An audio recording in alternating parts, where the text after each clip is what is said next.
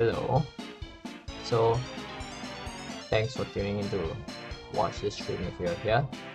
Today what I'm gonna be doing is, for the next couple of streams, since our active weapon system is currently working quite well now, I'm gonna be looking through bugs, optimizing code, and more importantly, I'm gonna work the passive weapon system into the active weapon system as well. And also we will work out, because the weapon evolution system has already been worked out in part 12, we're gonna have to rework that into the system as well. So as I'm reworking that, I'm also going to be looking at how to make this more flexible than the previous system, just like our active weapon system.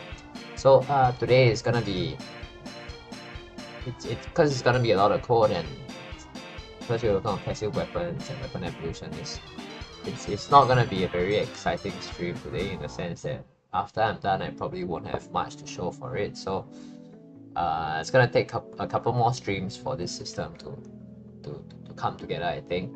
So without further ado, let's get started. I'm just gonna give myself a quick recap of what I've done last week by just playing through the game.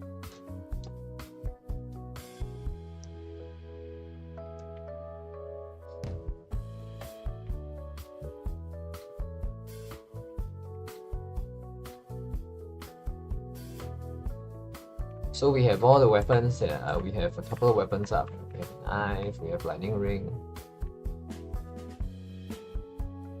and we have the whip. So we have all kinds of weapons here. So what we're going to be focusing on today is are the passive components, passive weapons. So let me just run through everything, and just to get myself reacquainted with the project, because I only see this project once a week.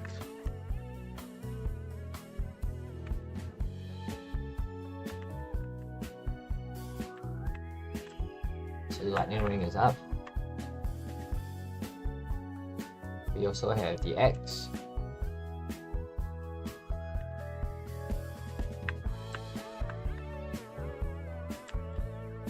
As well as a couple more other weapons, right? The whip as well. The whip can attack in both directions. The knockback for the whip is still a little wonky. It's something that we can get back to once we sort out the rest of the systems. So we have garlic as well. And one of the things we gotta fix is the collector system, right? The jewels don't always want to go in the same direction that we are headed in. So sometimes if we're moving too fast, it misses. So quite a lot of things to work on. Okay, we're gonna focus on the passives, as I mentioned.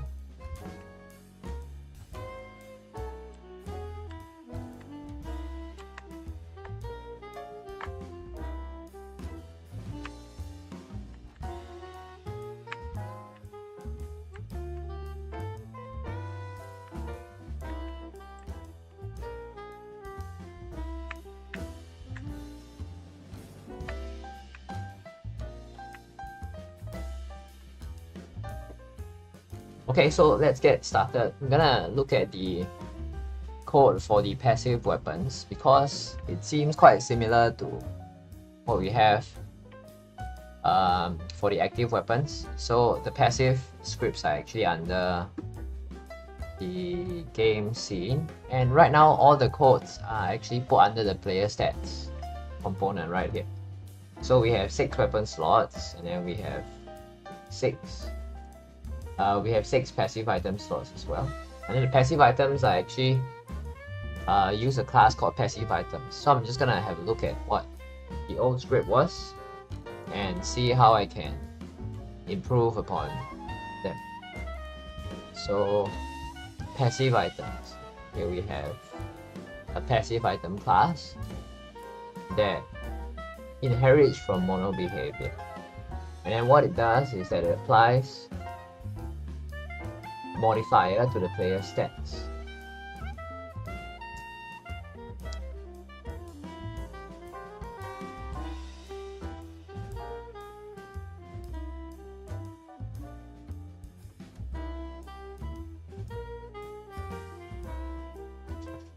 Thanks for the donation, really appreciate it. Thanks for always coming on and giving a donation.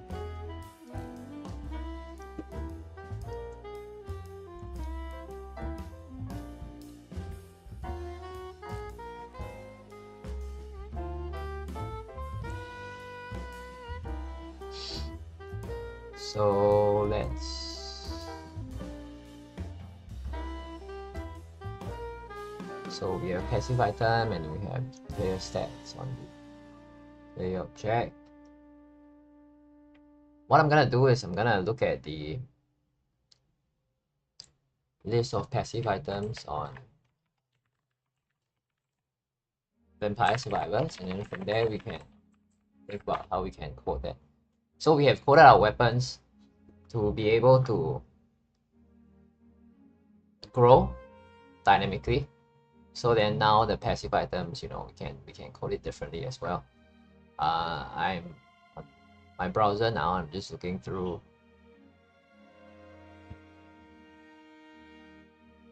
So we probably have to look at how the might stat works as well. So there are a couple of stats that are on the player, right? We have might, we have armor, we have retaliatory damage, evolves rune tracer into no future. So then the passive items also evolve weapons.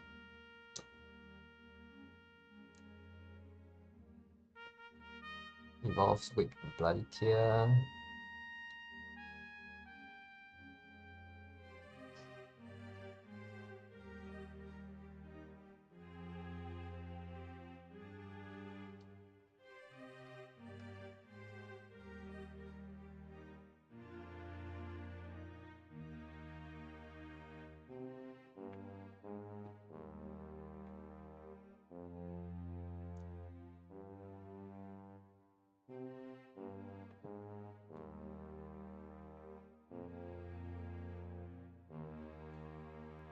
We have duplicator as well.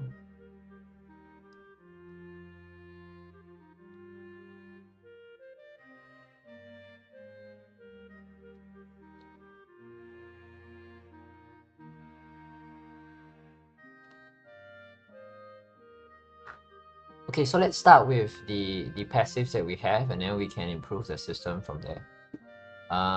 So we have spinach and we have wings, right?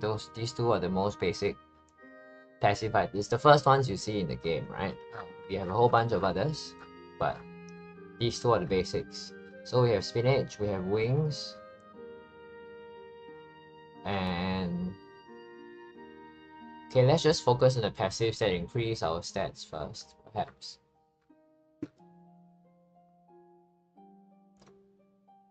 Let me look at how might works. What is the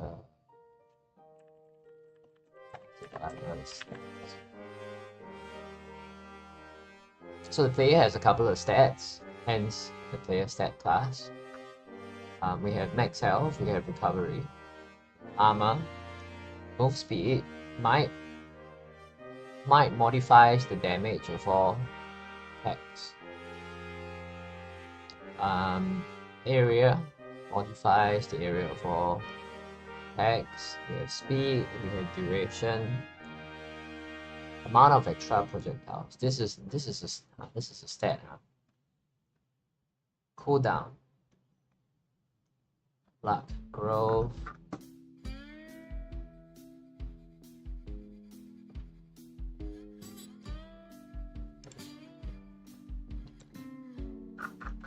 So we have quite a lot of stuff inside the player stats script.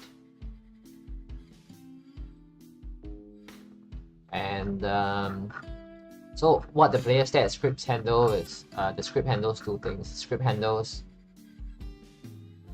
the character stats, as well as all the weapons that are attached to the character. So these are the stats that the character has, and we can perhaps group it into an object, or perhaps not. Let's see. So the player stats goes here, and then we have all the weapon slots, reward elements, and the stats not shown. Oh, this display inventory, mixed it up. So player stats are here.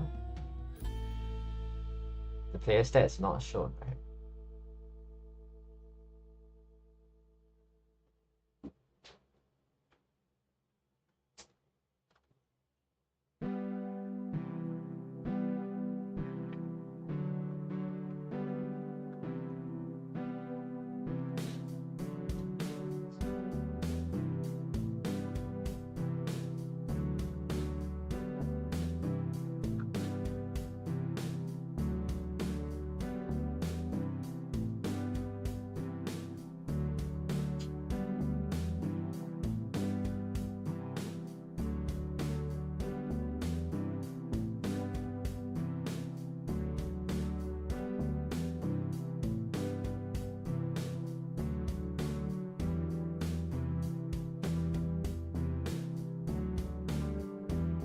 So there are 19 stats that we have.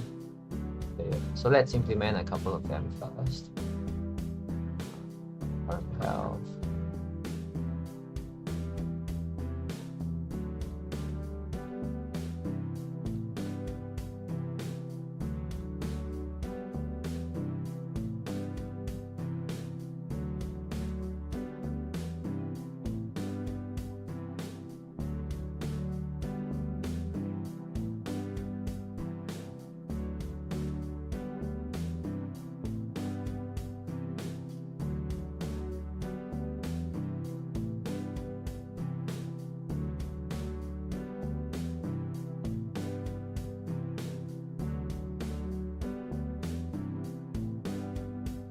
Let me just have a look at the character scriptable object again.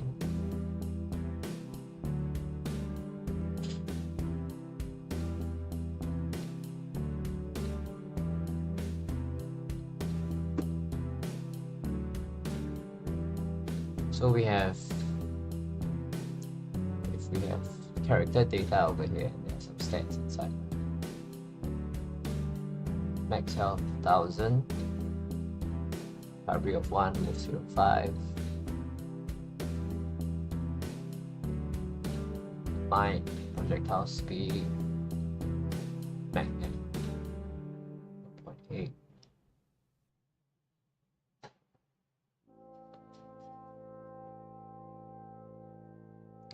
Perhaps the character data file is where we want to start. I think that might be a better place to start, because that's where the stats are determined.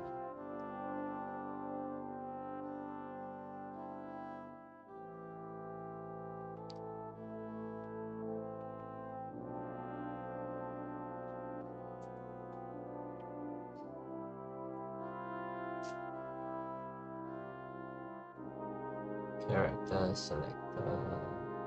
Where is the character data? Let me create an obsolete folder here as well to label all the files that are obsolete. So character scriptable object is obsolete. What else is obsolete? Inventory manager is obsolete as well.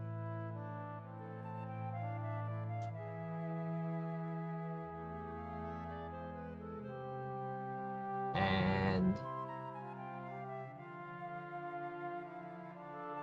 everything else is still fine, and no other obsolete classes, right?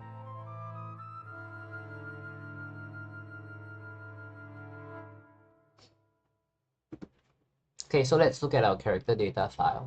This is a new file that we created previously so that it works with the new weapon system. So the previous character data file was called character scriptable object. didn't work so well with the new weapon system because the classes are different and the way that the weapons are spawned is different. So we're gonna relook at this class, and yeah, we'll adapt this because it contains the player stats as well. So we will show all these player stats, perhaps group them up into a struct or something that can be used, can be assigned to, say, the player stats and all that stuff. So what I'm gonna do is, so right now we have a bunch of base stats and everything for the player. I'm gonna change things up a little bit. Here I'm going to be using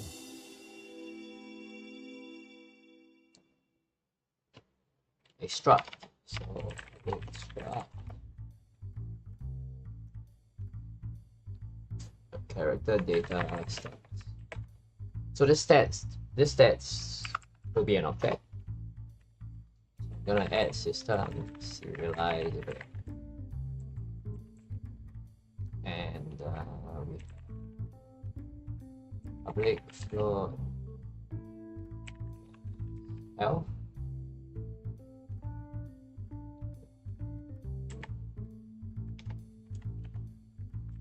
Recovery. I'm gonna just put everything under the same variable like that. Speed.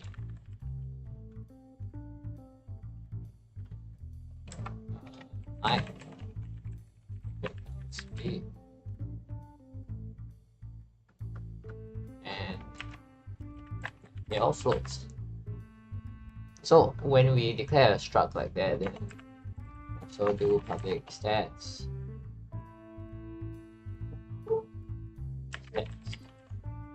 So what I want essentially is for my character data scriptable object to have all the stats grouped into one group. So something like this. So you have the stats roll down like that instead. So the reason for that is because once we have a stats variable, it's very easy for us to assign these stats over to the character stats class, to the character stats object. Then of course we also need to, I'm not sure if we can assign a default value to these. Perhaps we are able to. So can we assign a max health like that? No, we cannot. If we do it as a class though, we will be able to do that. But using it as a class will bring with it other issues.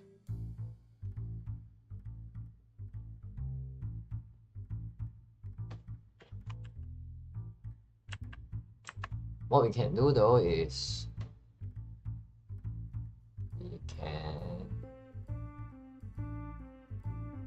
maybe consult ChatGPT, or let me consult Google.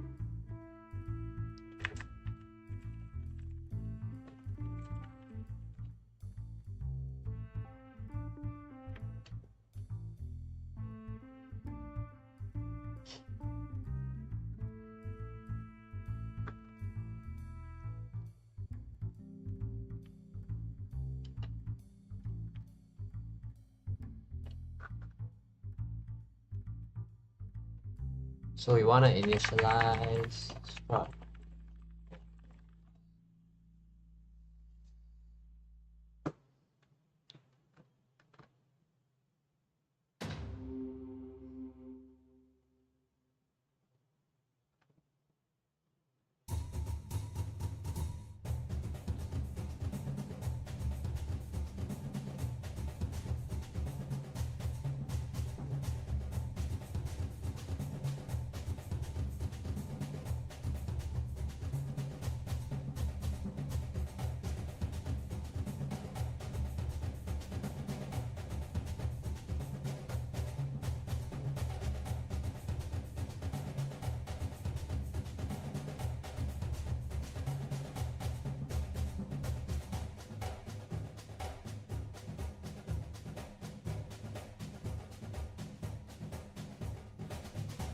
Riding.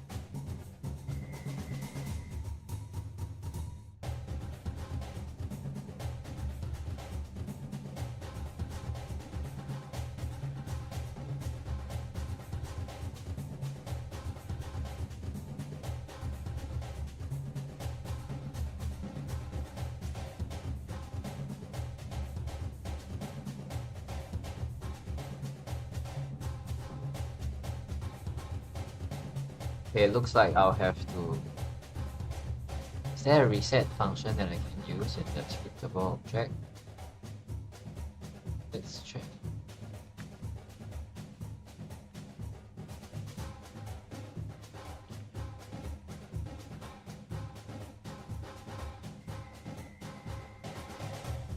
Create custom scriptable objects and define your own methods for including a reset method.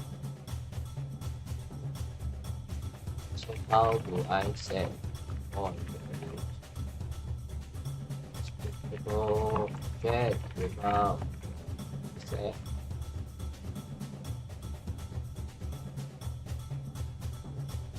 Initializing fields or properties when you create the scriptable object asset.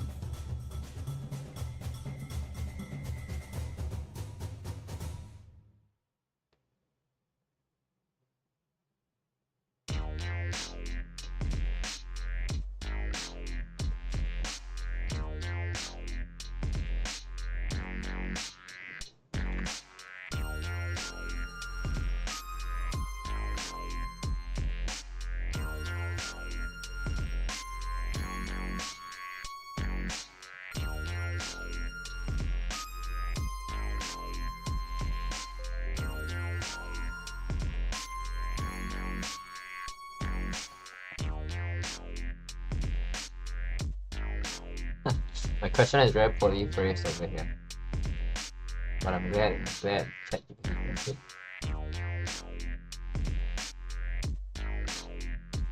Okay, let's not obsess over. I have a habit of obsessing over little details like that. May not necessary. I'm just gonna declare a constructor for now. I know the constructor is gonna get very long. The more I work on this, but let's just use a constructor. Public stats max health,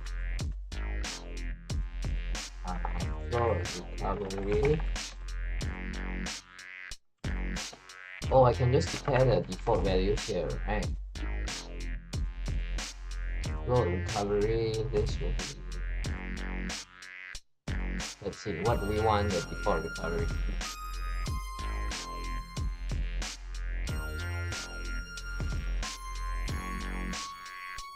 Default recovery is 0. Default move speed will be 100%. What is the default move speed? So maybe it'll be more appropriate to give this a recovery, then move speed factor. So when we say factor here, whenever I name a variable factor, I'm just trying to say that it's a multiplier. And I'm gonna split this into multiple lines. Method read and then my factor. Or might we can just leave it as it is. Move speed factor. We call it move speed multiplier. And we have projectile speed and then we have method. So recovery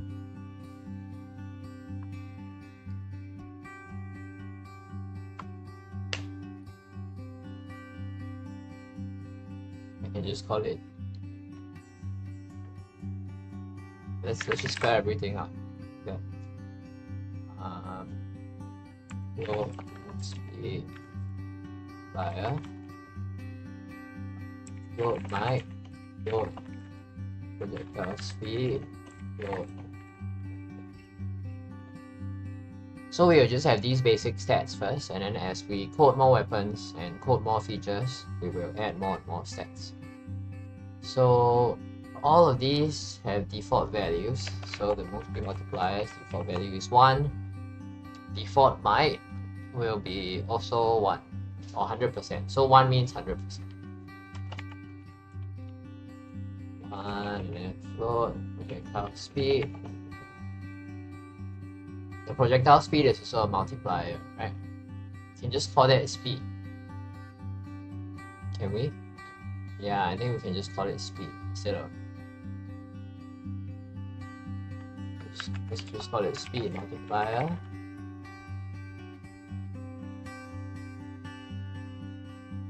And this will be speed multiplier. And this will be 1 as well. Then magnet will also be 1 if I'm correct. Magnet is the radius, and the magnet radius is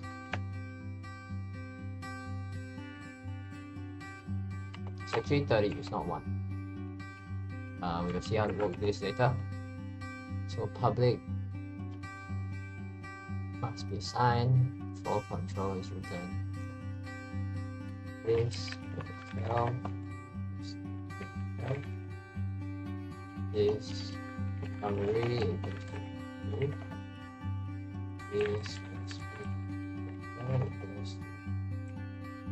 speed multiplier.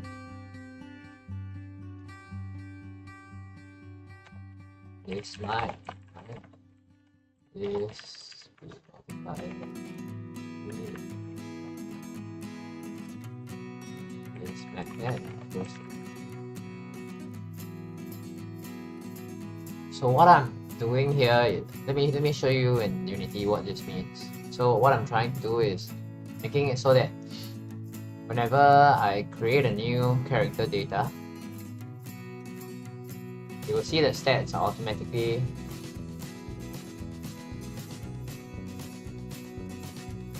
okay, my bad. Let me just delete this. I forgot to do something. I forgot to initialize the stats object inside here. So I just gotta do a new stats. And when I do that, if I go back to the editor,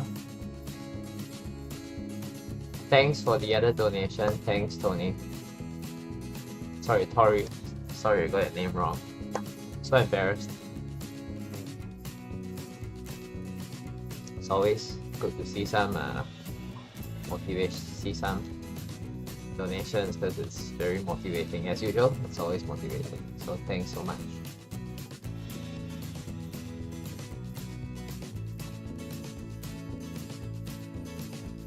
Okay, lost my train of thought. So okay, we have.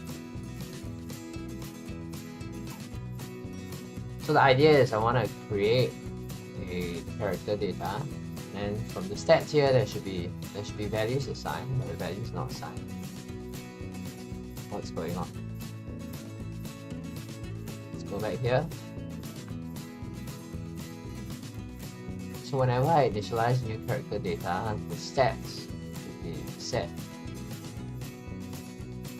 Stats not set.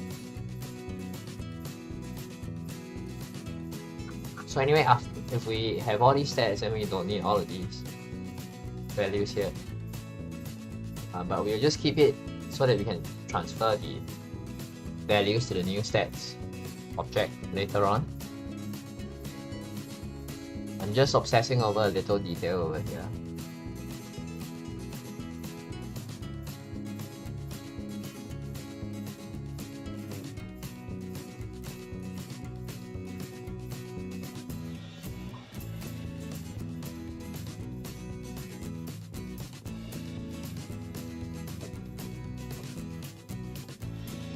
So when I create a new character data file, there should actually be stats should be automatically assigned. I don't like that it's not assigned automatically.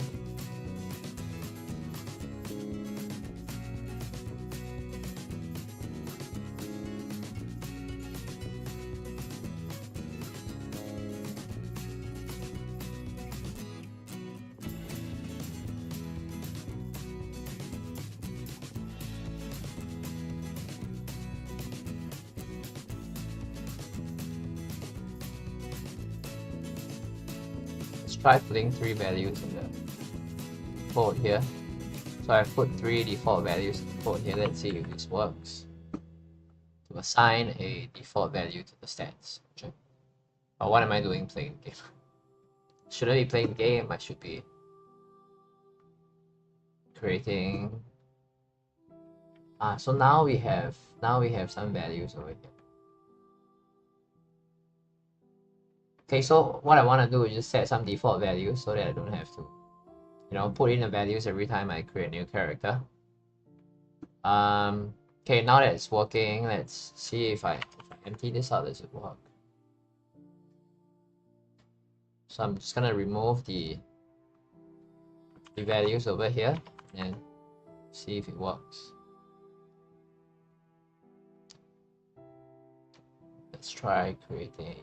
The reason why I'm obsessing about the process of creating these objects is because it is quite important to get the process right, so whenever we are doing scripting, what's happening is that we are dealing with how this entire thing works. I think this only works if I add at least one value in the constructor here. So whenever we're dealing with scripting, when you're building a game, the scripting allows you to define the mechanics of a game, right? So after you define the mechanics of a game, you will still have to do level design. So if you code your interfaces in Unity, where your level design journey is going to be a lot easier. Okay, level design, or in this case here, we're designing the characters, right? All his stats and everything. So it's important to make this process as pain-free as possible, as opposed to, you've got to manually assign everything for yourself. That's gonna be very difficult to do. So that's why I'm trying to make it as intuitive as possible, that you need to do as little editing as possible. So now that we have the stats here, I am going to, okay, let's set the stats. So the move speed doesn't use a multiplier, so perhaps shouldn't use a multiplier as well.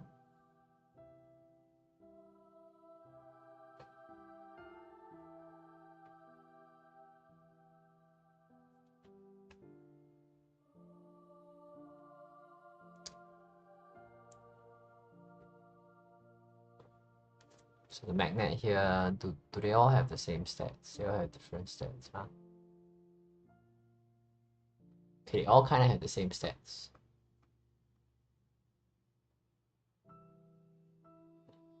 Let's see, multiplier will be 1. Okay, I'm just gonna leave everything, the values that Vampire Survivors has. But I will change the magnet stat, so that applies to all characters. Replaced by character data, scriptable object. So okay, so these are the old character data, so I'm just gonna put them under the obsolete folder as well.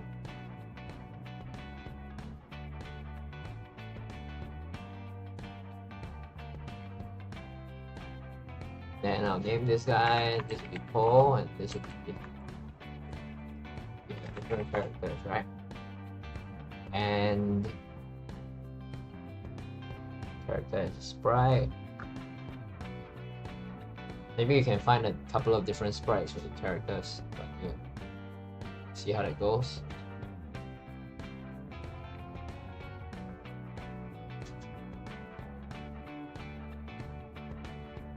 So now we have a couple of character data, they both have the same stats. One has 1.6, one has 1.8, right? So 6.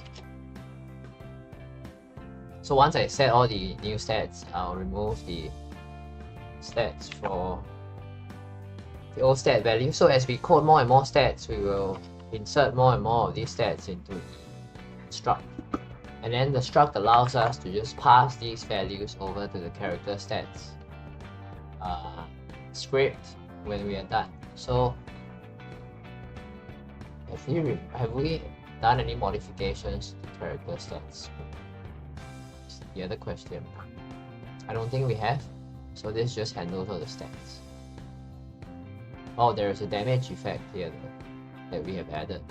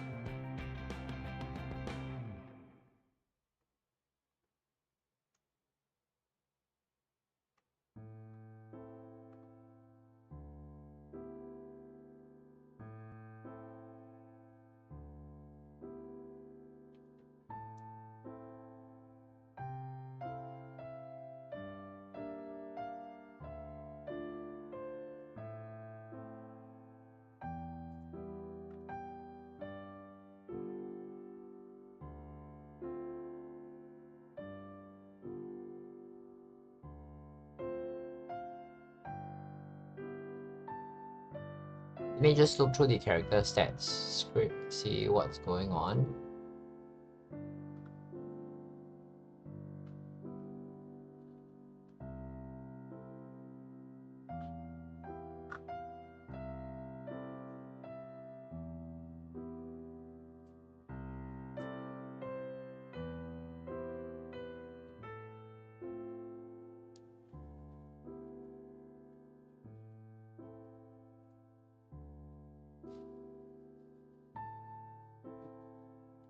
So I'm going to replace all of these stats over here with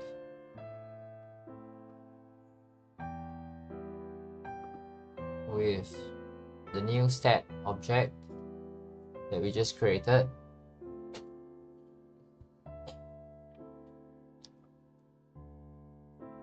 There is current might display text. What is the current might display text? So if you're wondering why I'm looking through my own code, is because this is not my code. So previously, Xavier was working on this tutorial series, and he's serving mandatory conscription now. He's in the military now, so he's unable to continue this series, which is why I took over. And I'm looking through his code to get a sensing of what he's doing. So previously, I was just looking at his weapon system and reworking them. So now, because we are working on passive items as well, right? Reworking the passive items into our new weapon system. So I have to look at how the player stats work as well, because the passive items will affect your player stats. That's why. So for that, I have to look at how everything is integrated together. So the stats screen is the one that shows your current stats. So you have current health, current recovery, current mind, etc. etc. So all of that is there, which means that I will have to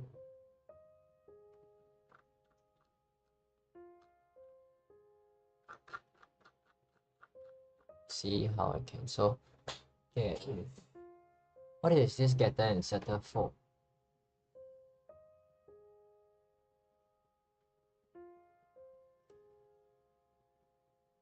So whenever we set the value, then the value is updated.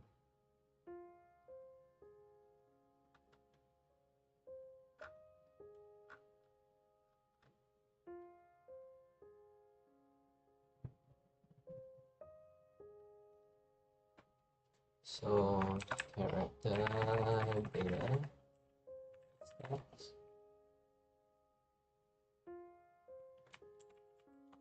I'm gonna make this public. Data stats.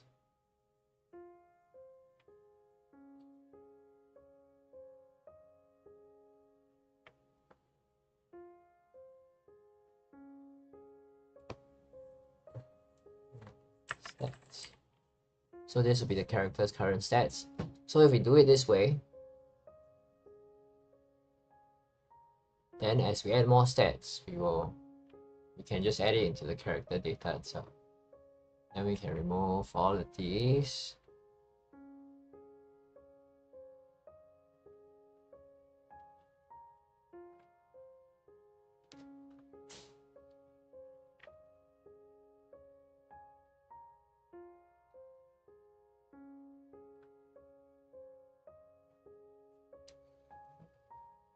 We'll still need the current health though, right?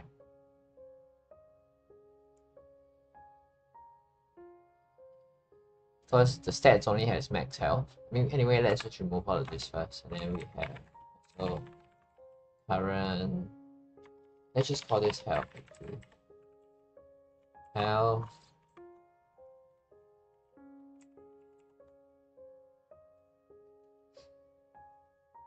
And then current health will be health.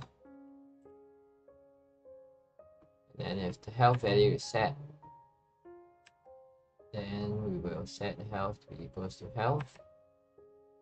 Here I'm gonna make things a little bit different. I'm just gonna show the health as current health over max health. So let's do a string format here. String format. This one says health, and it'll be 0/1, and 0 will be your health, and 1 will be the max health. So stats. So as the character grows, the health of the character is going to grow, which means that the max health will grow as well. So I'm just gonna leave a comment here that says if we try and set current health, the UI interface will also be the UI interface on the pause screen will also be updated. Add any additional logic. Okay, we don't need this. Comment here. So we'll do the same thing for recovery as well.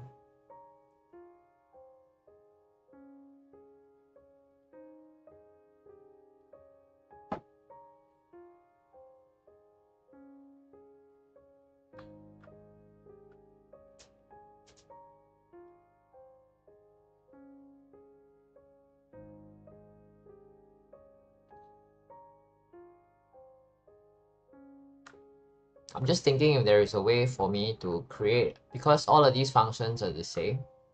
So if there is any way for me to create a function that I can call that applies to everything, that would be great.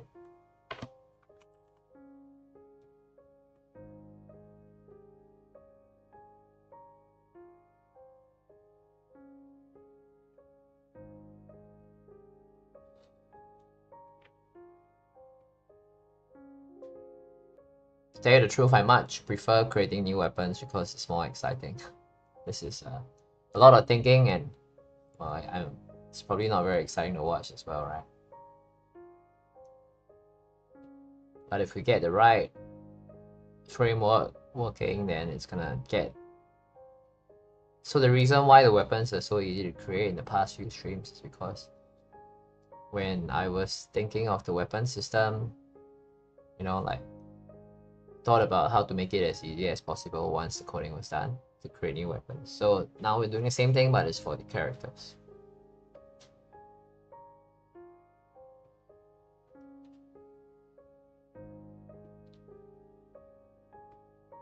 Sorry, it's the wrong screen. Yeah, want to go somewhere else.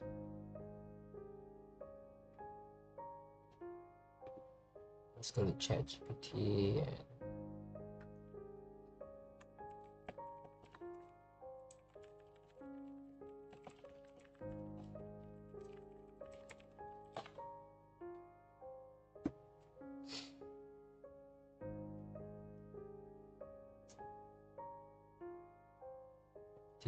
show.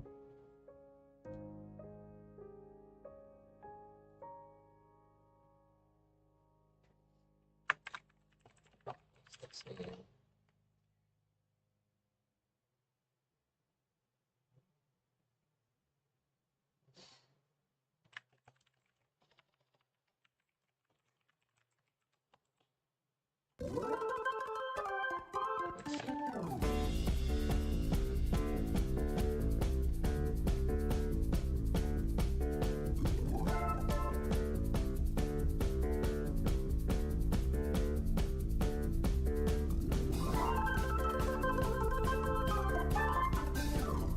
Okay, let's try this.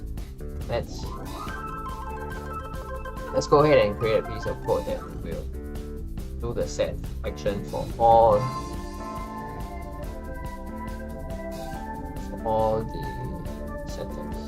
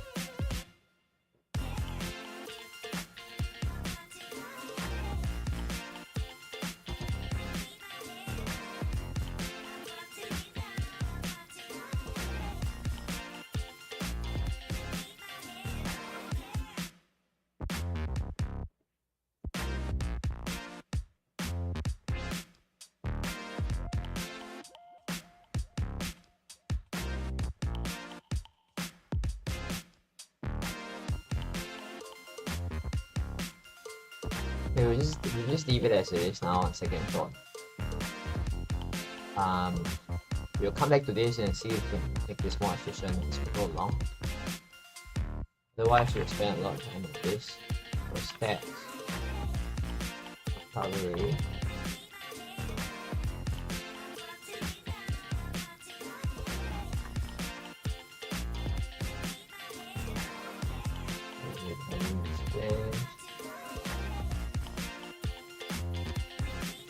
recovery, this will be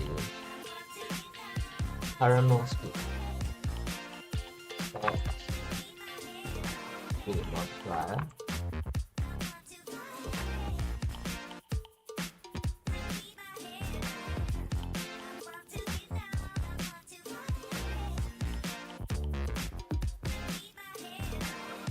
That's fine.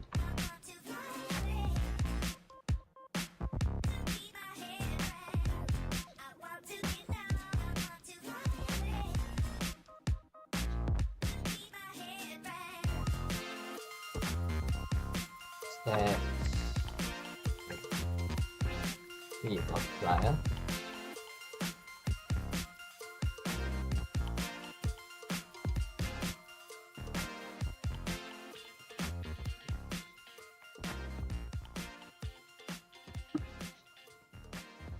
Stat.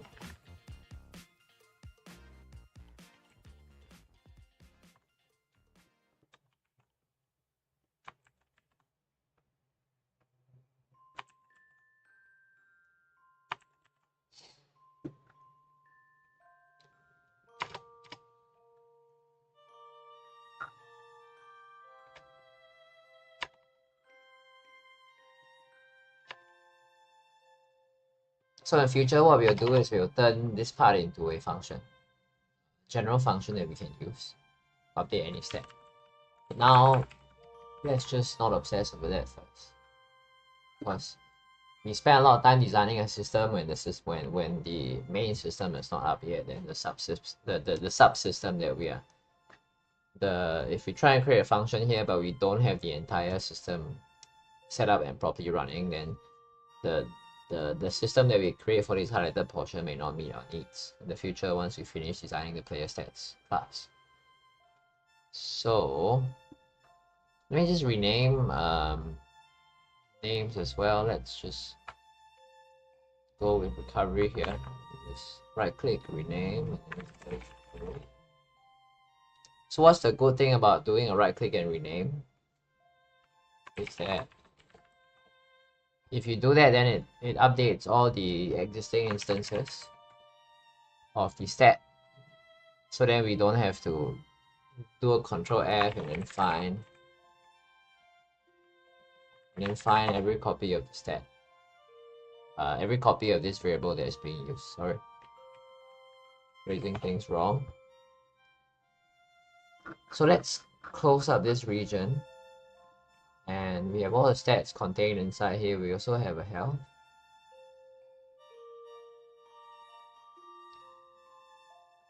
And then we have experience as well. And we have the damage system and stats, damage effect, experience, level range.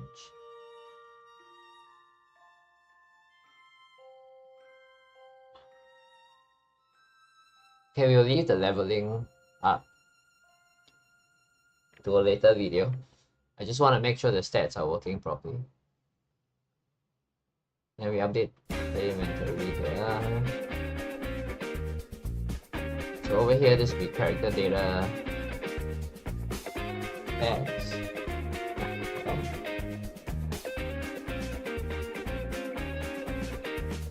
X. Array stats. Stats. Fine. Stats. Yeah. Stats.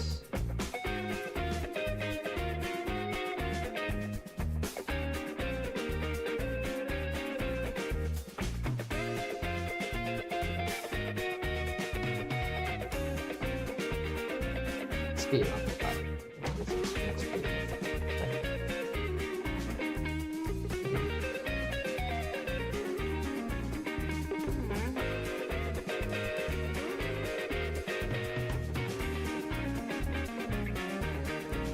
There we go. Let's speed multiplier.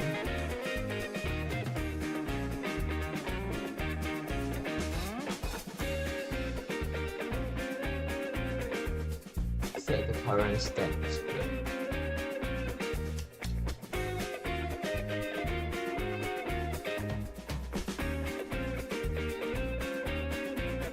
Oh, we can update this a little bit. If you use that.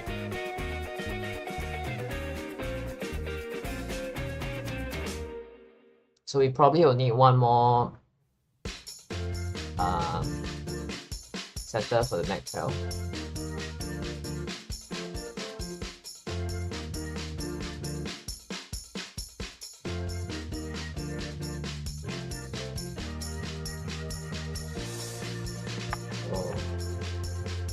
current health, max health, return, for stats.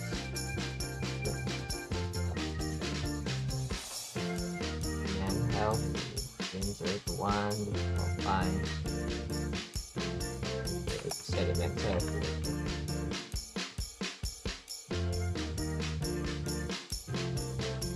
Stat.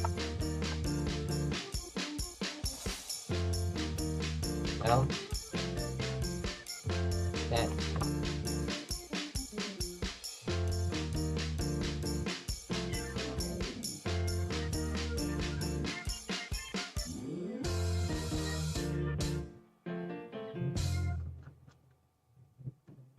So what we want to do here is when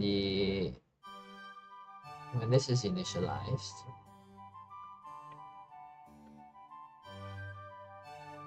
we don't have to set the character data. We can just remove this. And we can set it at start, right? Spawn the weapon. And then we can just set the health, current health equals to stats, max health.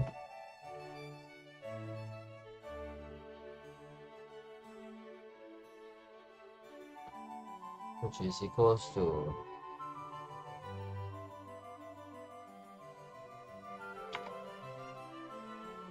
oh yeah, this is what we want, right? Current health equals stats max health.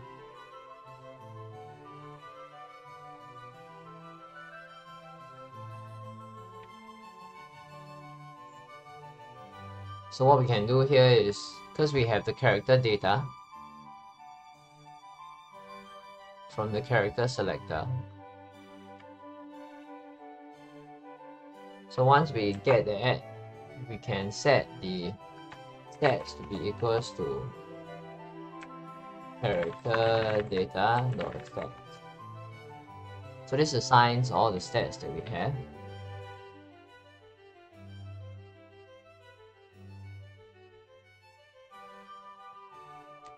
Or if we want to assign it manually, we will have to actually let's assign it manually. Maybe that's a better idea. So character data dot stats on max health.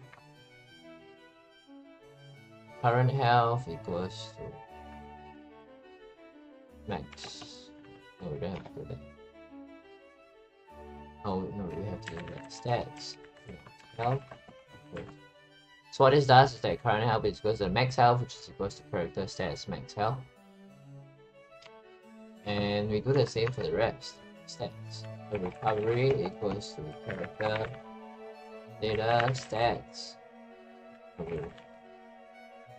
Then we just replicate this over to all the other variables. So move speed multiplier, other move speed equals to speed multiplier. Might will be equals to might.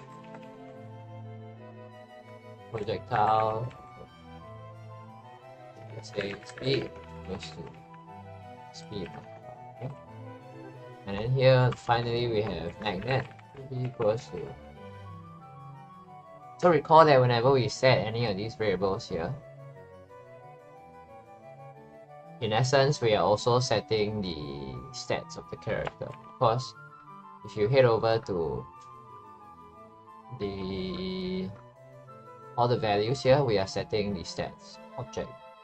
So I guess we can also initialize the stats with some default values actually if we want to, but I don't think we need to do that actually. Let's try it out. So this code should work. We're just cleaning up some parts here. We don't have to use these anymore. We assign chosen character UI, this is fine. Update health bar, update experience bar, update level text, all fine.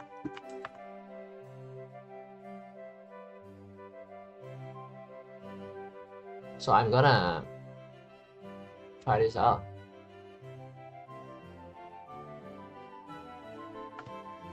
All errors have to be fixed. They're missing some. Missing an error here, seems like.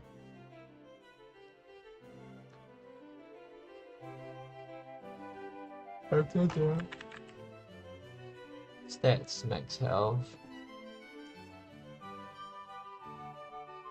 No, I can't use character data. Stats. Tell. And this will be stats myself as well. Stats. Self.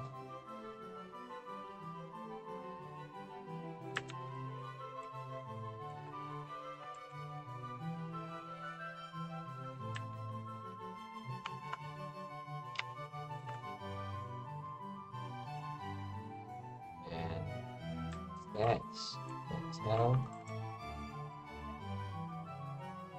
that's I think that's about it, right? All the errors seem to be fixed.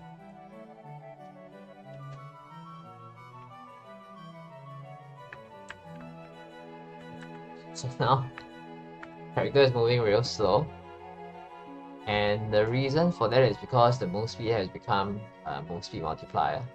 So a couple of things we can do. We can, let's see.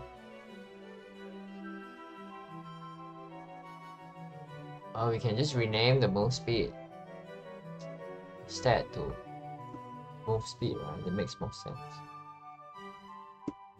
Character data, move speed. Let's just call it move speed, shall we? Instead of calling it move speed multiplier. Then move speed multiplier, we'll rename this as well, move speed. And let's set the move speed to 5 for the character. Scriptable object, character, Scannaro's move speed is 5. Post move speed is also 5.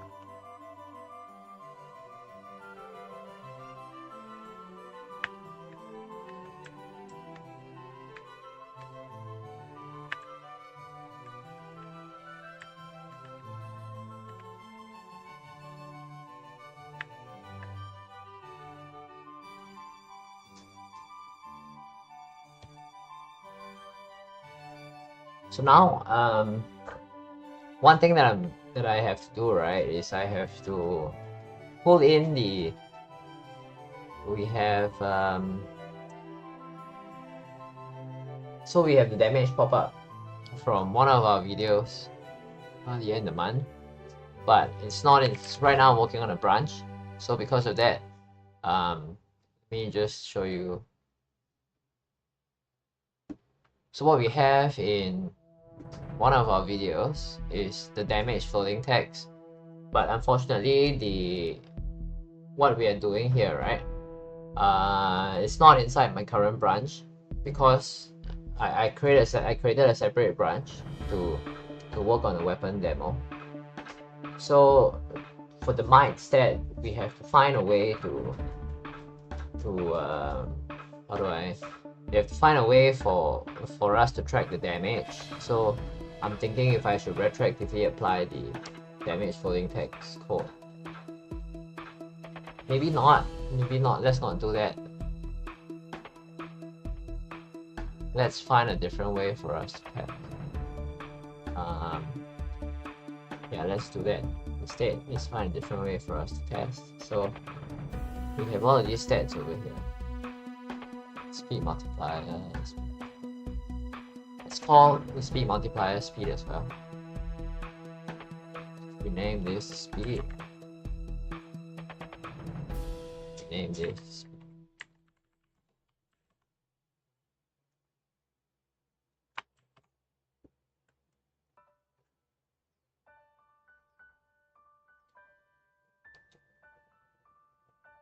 Okay, I think we have everything we need to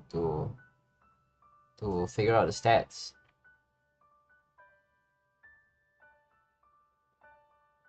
I mean to work on the passive weapons, passive items. So let's jump back to the passive items. Script, we have 2 of them. We have wings, and then there are 2 levels for wings. So again, we have to create a new passive weapon data, right? If that makes sense. So we have, what do we have? This increases movement speed by 50. So we have wings level 2 and wings level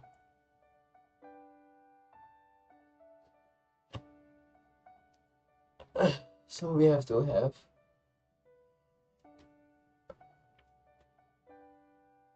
the same setup, right?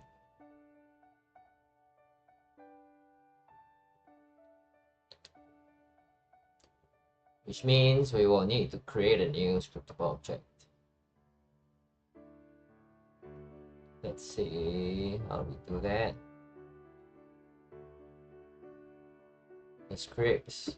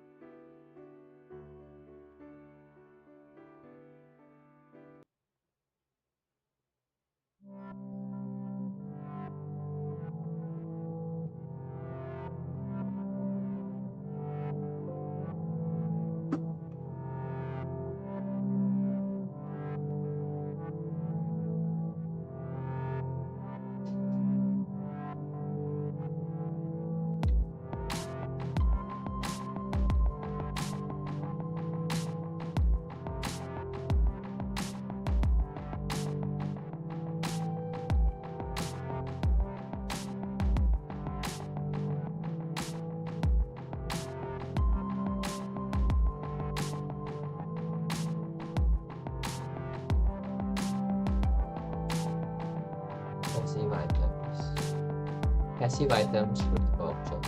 That's where we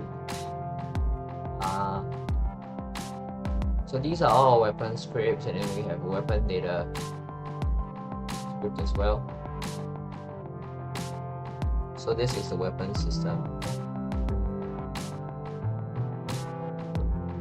So for us to get the weapon evolution system up, we also have to set up the passive items first. Which means passive items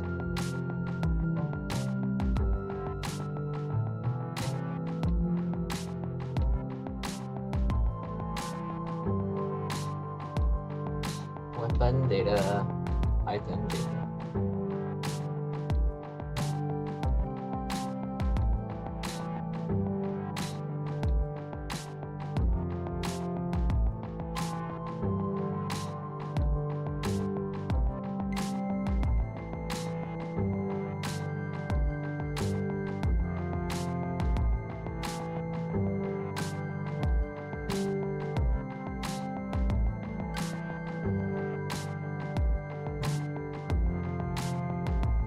Okay, let me create a new script here called item data, and from here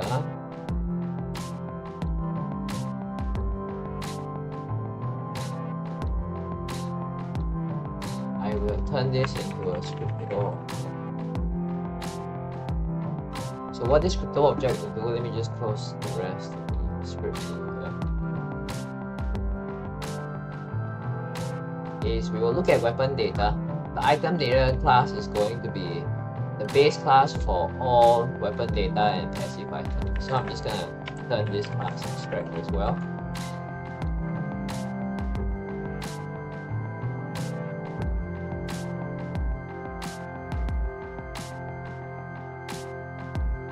Next thing I'm gonna do is, so this is abstract, we're gonna find all the common attributes between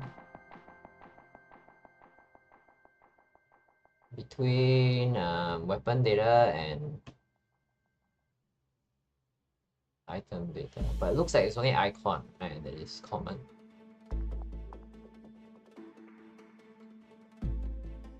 Okay, let's just move this, write a summary for item data as well.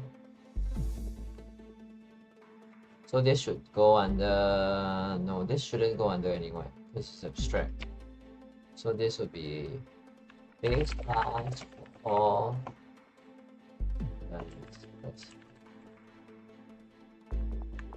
base class is used so that both weapon data passive item data use the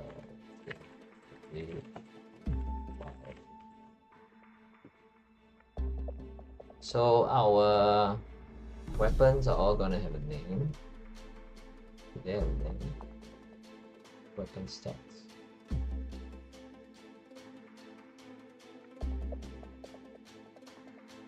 And the character data, we have character stats.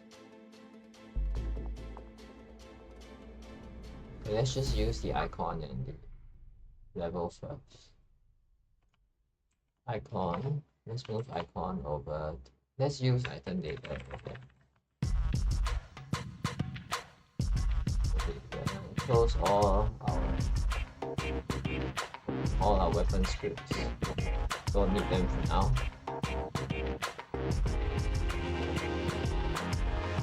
So item data is object weapon data inherit from item data. Icon and the reflect.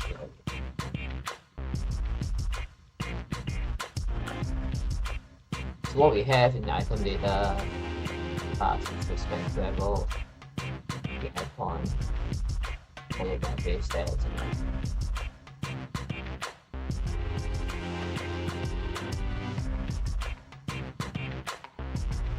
What else do we have to copy? We don't copy anything else. Gives us the tag growth and description.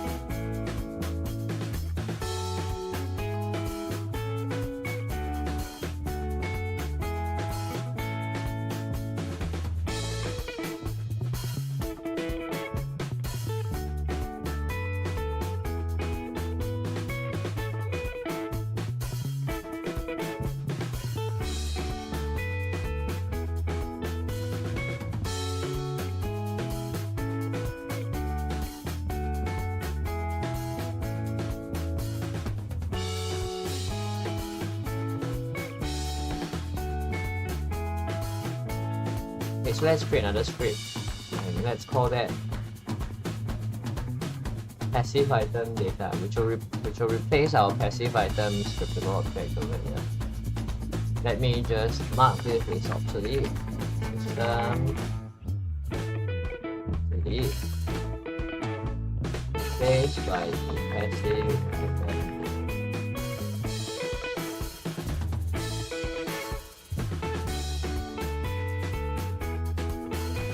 Yep, so I just added this obsolete data. And I will create a new script, and this new script will be replacing our passive item scriptable object. So this new script will be called passive item data. Let's create a new folder, obsolete, and then we'll move the passive item scriptable object over here. Passive item, let's relook at this again.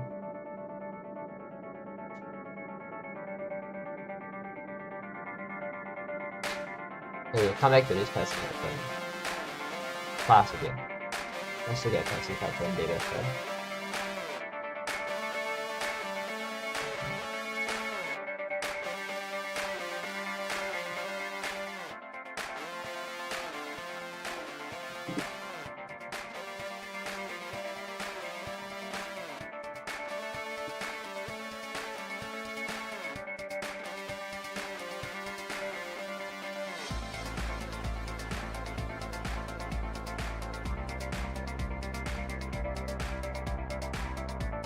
So in the passive item scriptable object, we have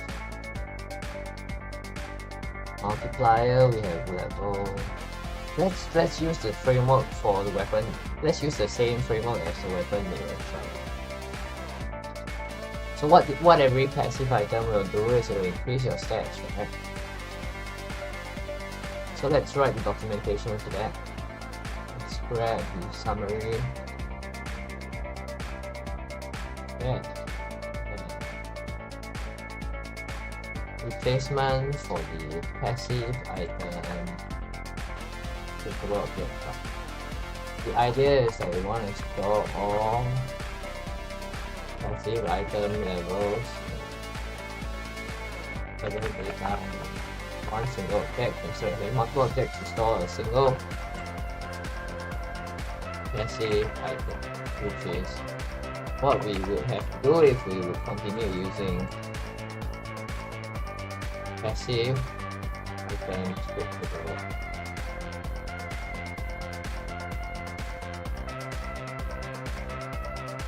So this would be passive item data. Passive item data.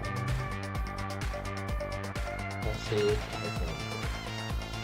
Passive item data will inherit from weapon data. So weapon data, passive item data, and passive item data and weapon data will inherit both from item data, which is the base class for all scriptable objects, relating either to passive items or to weapon data in this case.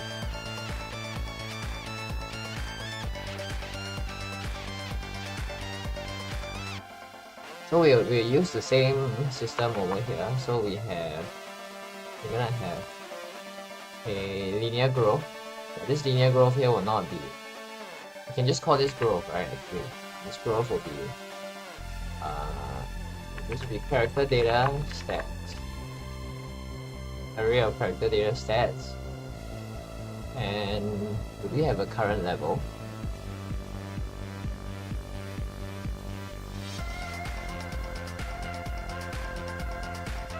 This item data is max level, and then this will be level data. So the passive items basically just increase our stats, right?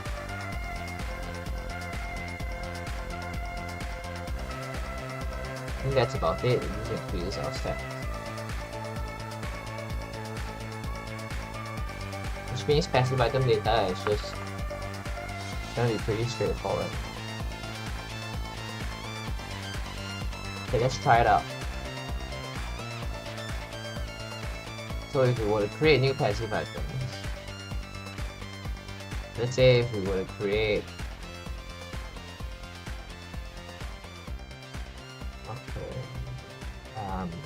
so passive item data is going to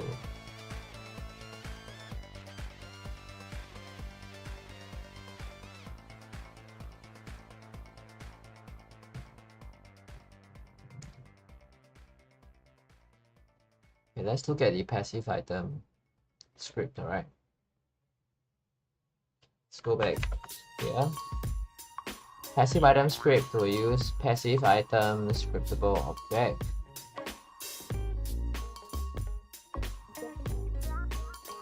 And it applies the boost value, it's a virtual function.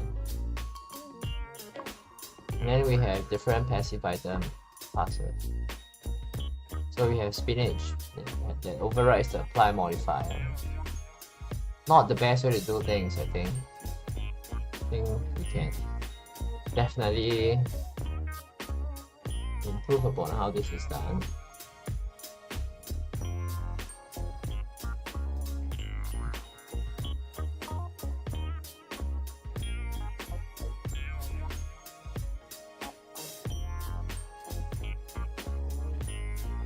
So passive items always increase our step. Right? Always increase our stats.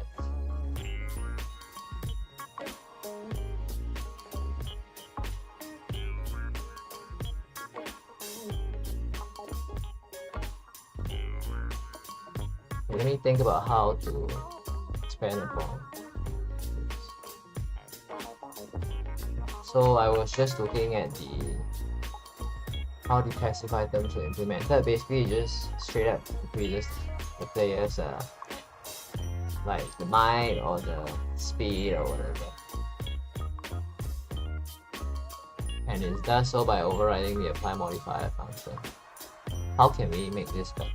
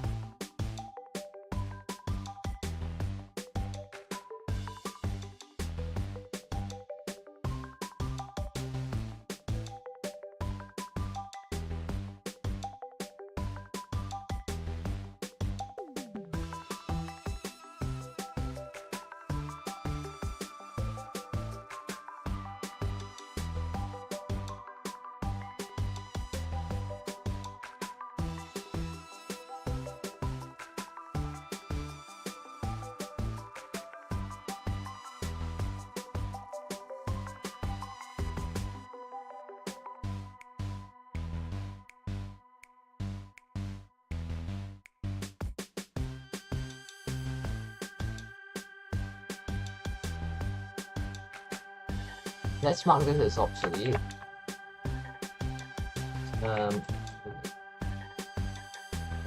Passive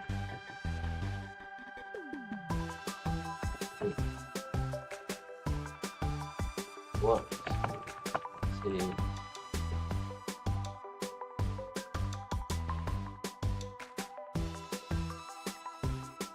I'm gonna just make a small rename because the name passive item is already used. So in our new passive system, I'm just gonna call the passives instead of passive item. I'm just gonna call them passive. So this will be passive data,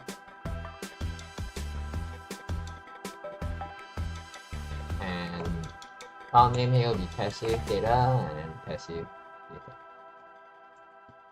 So this is to differentiate this from the passive item system that was previously there. So then this passive item, I'll make it obsolete together with the old passive scripts, like the spinach item.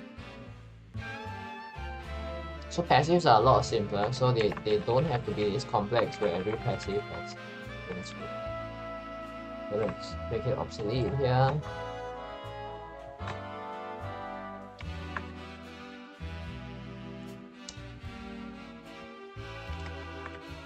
That we created the new system. Next there is a new.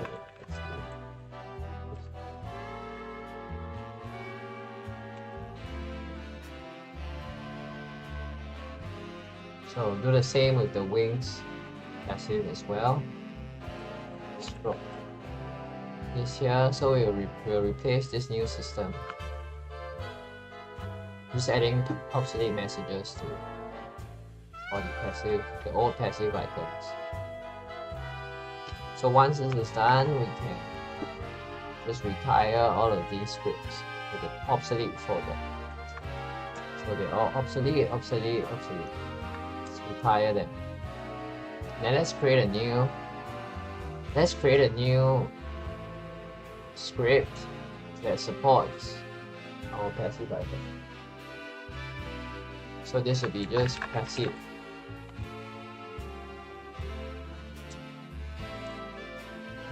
And what the passive will do is, passive will be our passive item.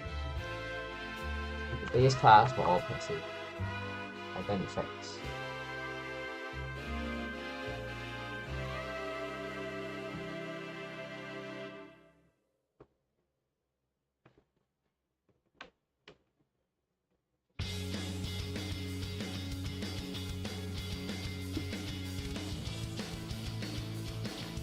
So what does the passive do? Every time we get a new passive, we attach this passive to the player. Does it make sense? I'm guessing this is how the old passive item system works. Let me just play the game and see if this is actually how it works.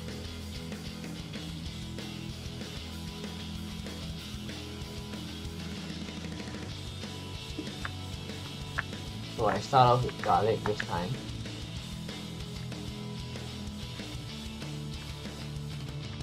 Let me get a passive so that I can apply it.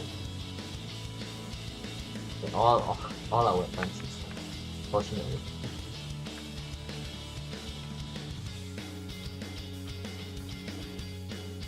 Weapons again.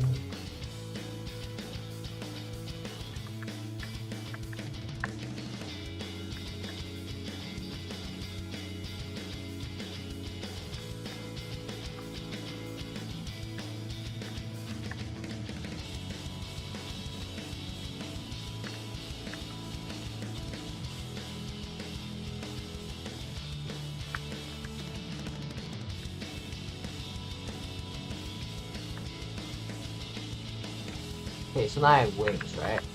Wings increases my speed, and it does so because because there is a passive item that attaches itself to it. So here are my stats now. No speed is increased. Magnet is 30. That's why it affects such a big range. Okay, let me scale that down a little bit later. Where are my passives? Passive item. This passive item comes here.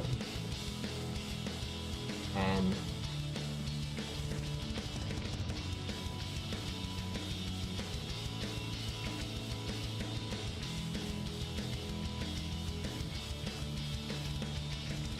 okay, I kinda get how it works now. Okay, let's go back to coding our new passive. Let's just grab everything here and then modify it. So what we want is for the passive, right, to apply the steps. So let's create system library.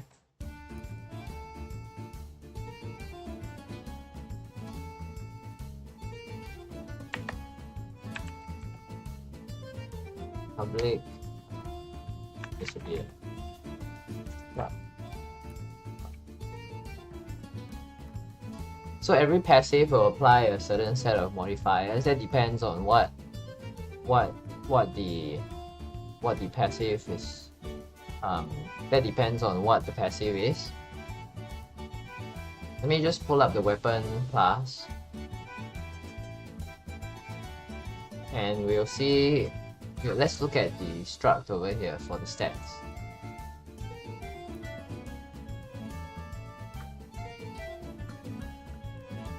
Let's look at the struct here for the stats. And what we have here is this stats here basically allows us to level the weapon.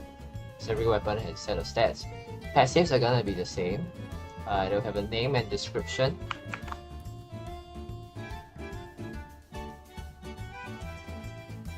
So it'll destruct the modifier of name and description. And then after that, followed by the modifiers to the player stat. Which means this will be player stat. Sorry, this will be character data, not stats. And this will be an array of boosts.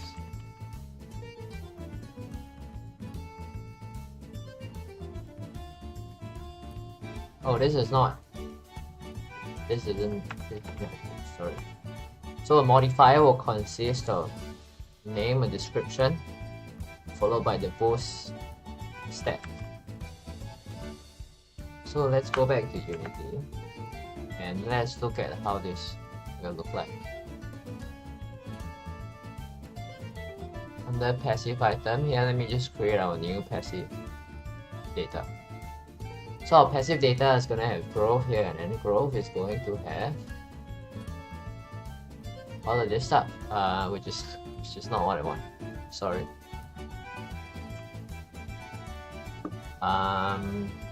What I want is character data stats boost. So passive data is going to use passive modifier. So it's an array of modifiers for the passive data. So which means that you see it has a name and description and then all the boosts. Okay, give to the player. So what this does is that now with the passives, I'm able to just manually set all the stat boosts that I get, which is a lot more helpful. And of course we can use a we can set an operator to the character stats, right? So if we add two character stats, it's the same as the weapon stats. So let's go back here and let's look at character data. So we can also define an operator here, same as in the weapon, so that when we add stats together, they will naturally just add themselves together. So it looks something like this. Let's add a plus operator for stats s1 and stats s2.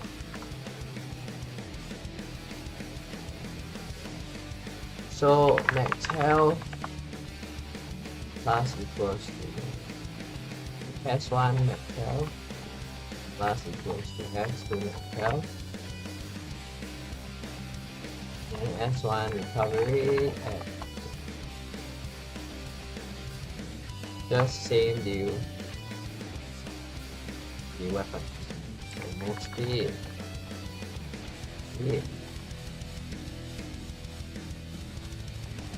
S1 might add it to S2 S1 speed, you add it to S2 speed, S1 magnet to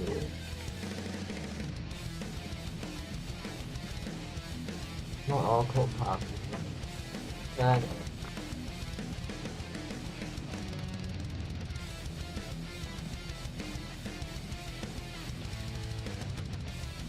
Don't need this anymore. This will be passive data, right? Data. Do we need a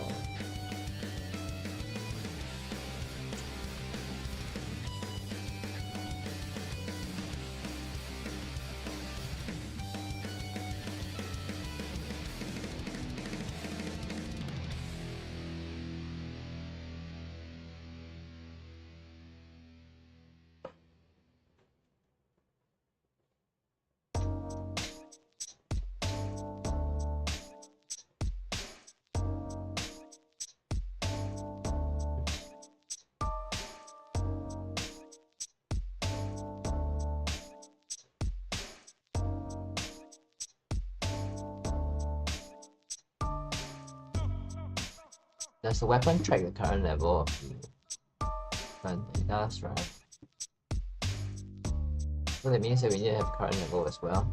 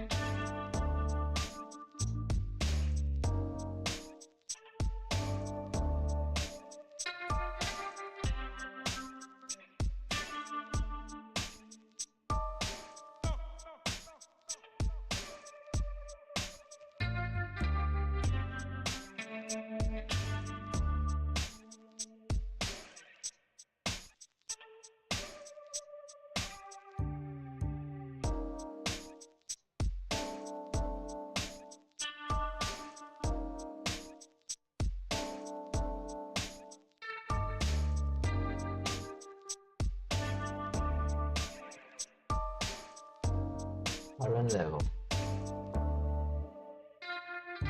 So we have passive data and then we have the current passive stat. So current amount of boost that we give to the player.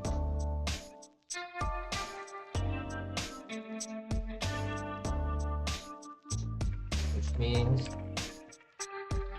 character data that current boost.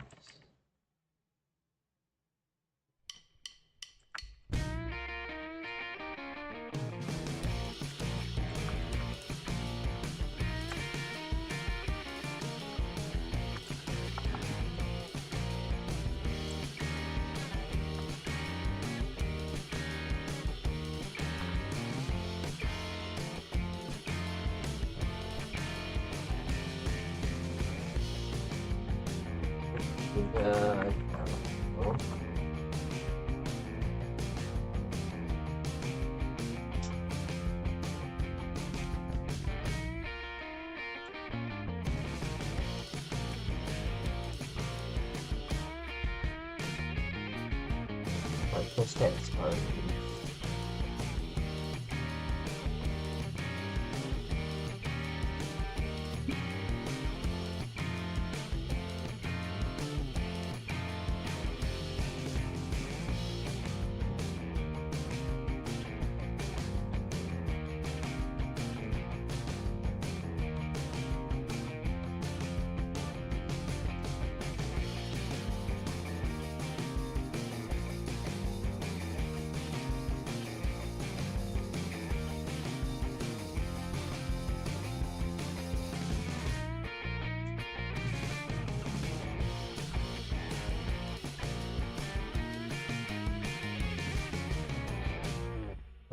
This should be modified, right? Current. We don't need this as well because we have current level already. Just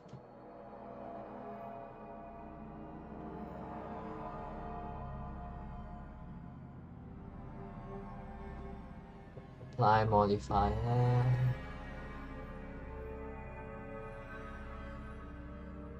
Okay, how do we apply the modifier? It's a big question.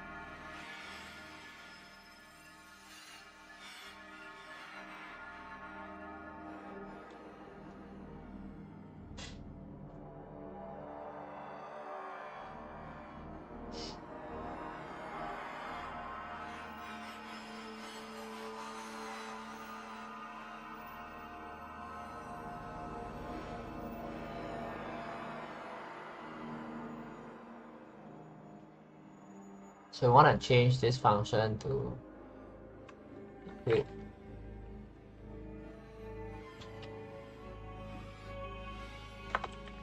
what happens when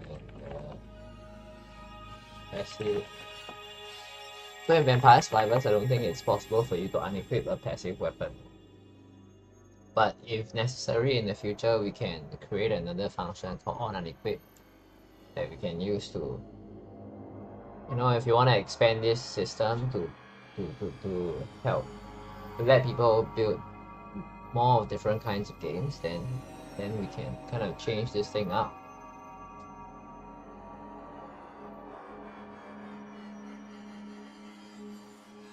So that you can support onUnequip in the future as well. For now, when this is equipped, what's gonna happen?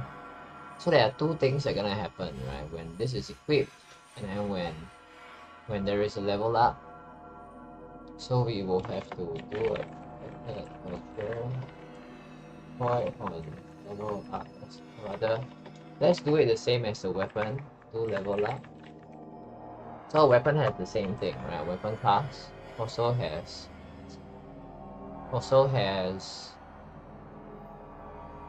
do level up, can level up. So we'll just use the same system. Then we have onEquip, onUnequip, and can attack and so on. So yeah, let's just copy this actually. I think this would be very, very useful. It's gonna be the same as the weapon.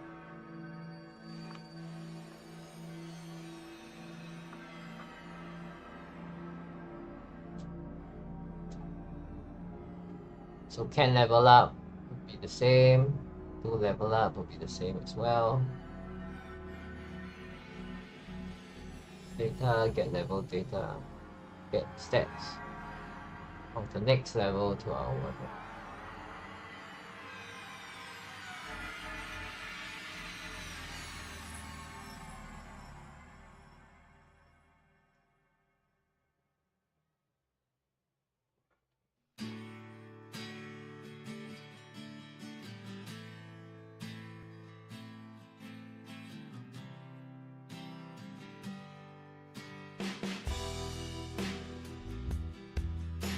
Cannot level up this weapon level 1 to the current whatever level it is, because I'm just reading this message. See what is printed.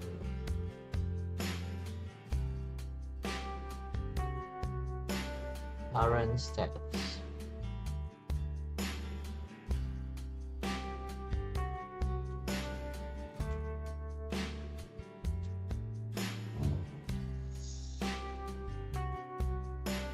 I think I have an idea of how to do this already.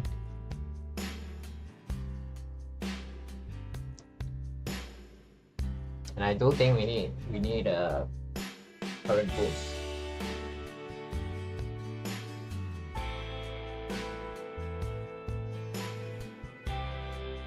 This would be character data stats.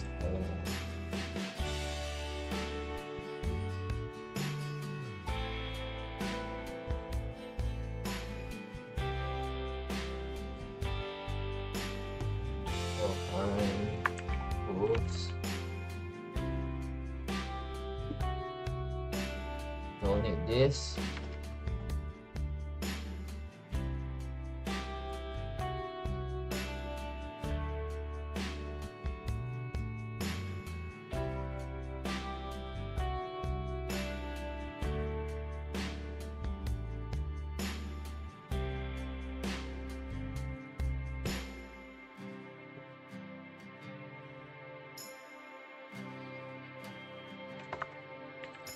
This will be passive dot modifier.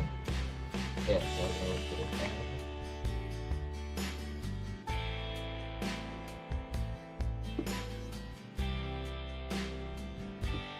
Spread. The same algorithm. Count it here. Got this row. No random row.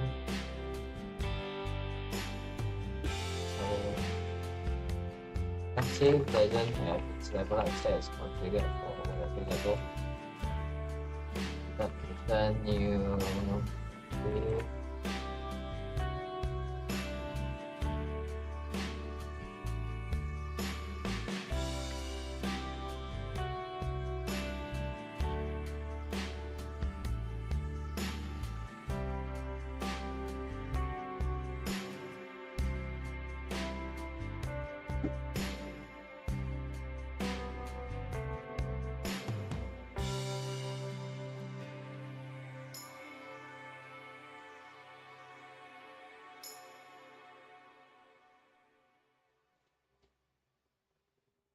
Dot. There we go. Now our passive is able to level up. We make level ups. This increases stats and everything, right? So on equip. Now you don't really need this.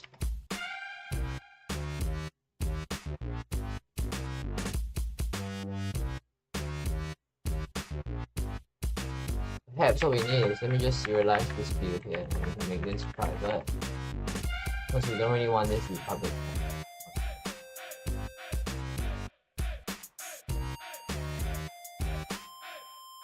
Yeah, we should make everything private actually, but I'm just gonna leave them public now because we will come back to this in a bit. Because we're only gonna be using current boosts.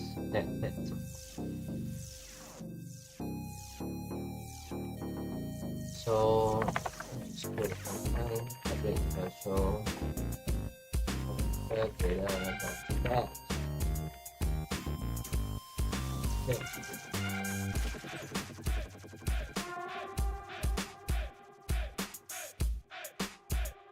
So whenever we level up, we'll add boost or existing boost. And this will just return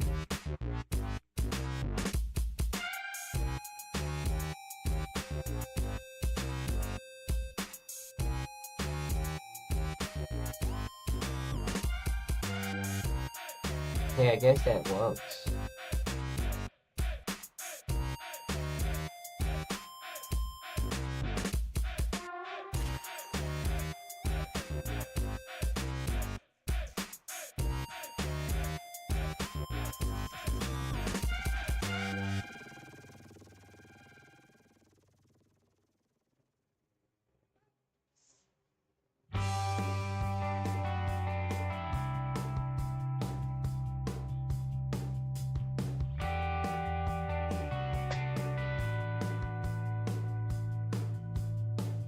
Probably need to initialize this web thing.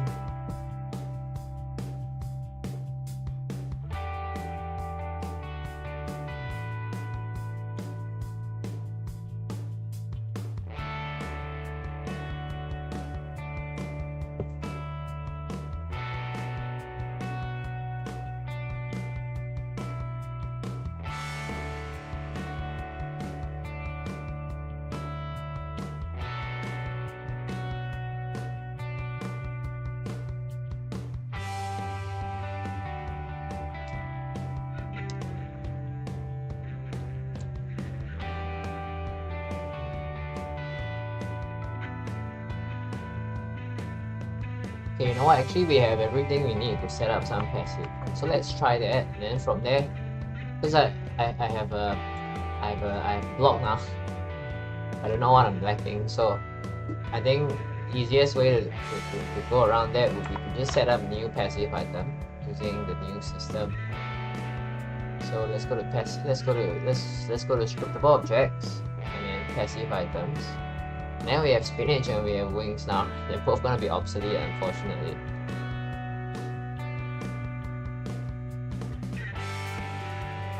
Let's create a new passive item. So now we have all the levels that, sorry, this is the wrong class. Let's go to the roguelike passive data.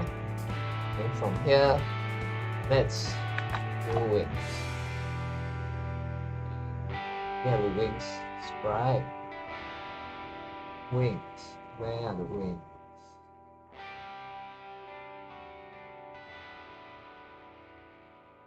Is there a weapon sprite sheet? Weapon sprite.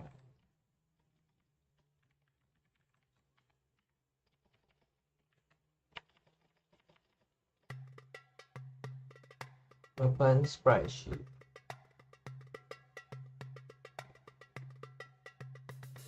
Weapon sprite sheet. Oh, this is wings. Let's see if we can find a better one. Weapon. We have wings.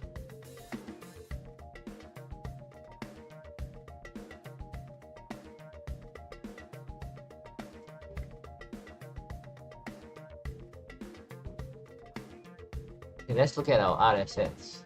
Find them.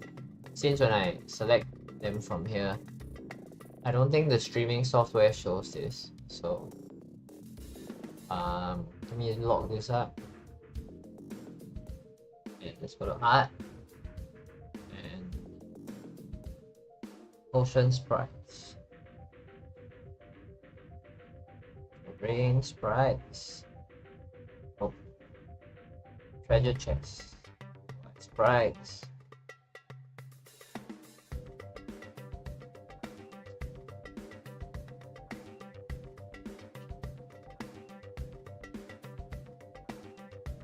Okay, I don't think we have wings, so let's make two.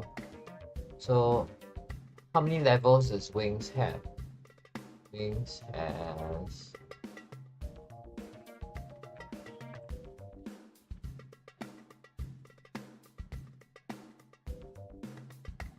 wings. Passive items reaching level 5 is any character. Oh, there is a minimum level to unlock, huh? That's interesting. That means we have to add a minimum level into the item data, no? Evolution of Shadow Pioneer, Valkyrie.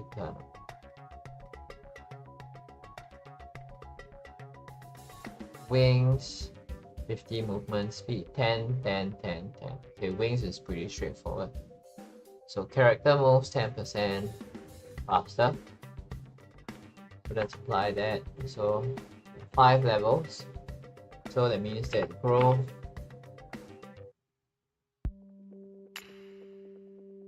I'm missing the base stats as well, right?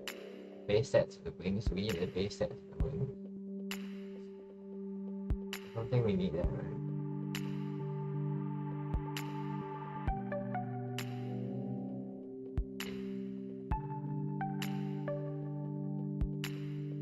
Let's add a base stats. It makes everything a bit clearer. So we have current boost. Hey, we don't need current boost. We need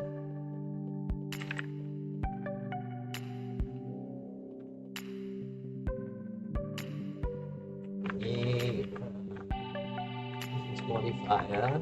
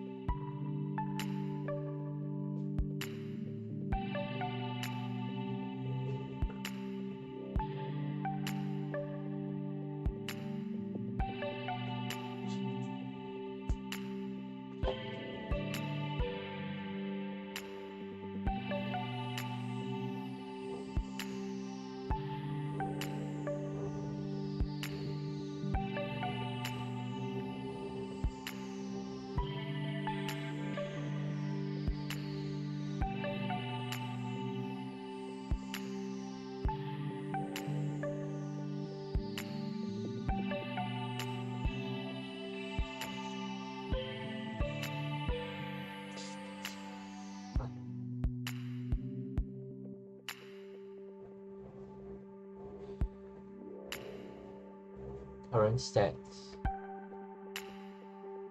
And when level up.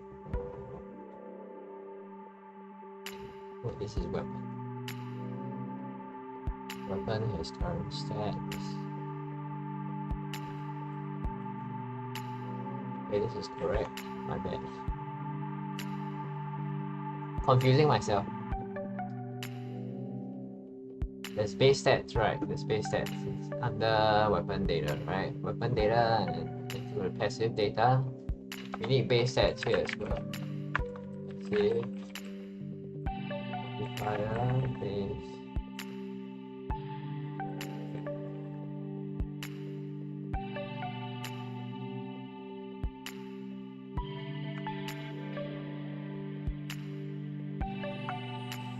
Now we have base stats. It's not an array. Let's remove this array thing. Yeah. Base stats will just be,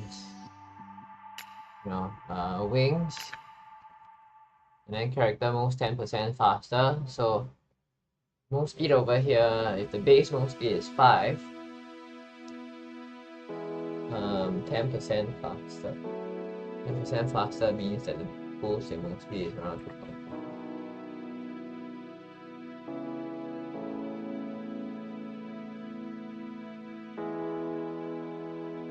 So every time you level up, you just increase the speed by 2.5. So level 2 is going to be movement speed increases by 10%.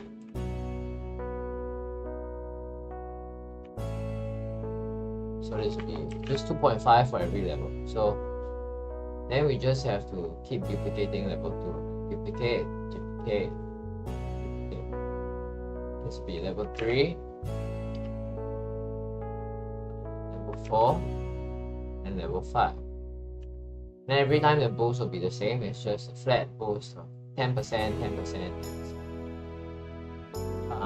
Okay, wait, sorry, 10% would be 1, right? 1, 1. That's assuming our character's move speed is. So all of them are the same, it's 5, right? So 10% will be just a boost of 1. So same here, the boost will be 1. So 1 plus 1 plus 1 plus 1 plus 1. So wait, that's not right. Sorry, it's not right. It's 0.5. So 50% boost will be a move speed of 2.5. So then the move speed will just be increased by 0.5 every time we apply wings.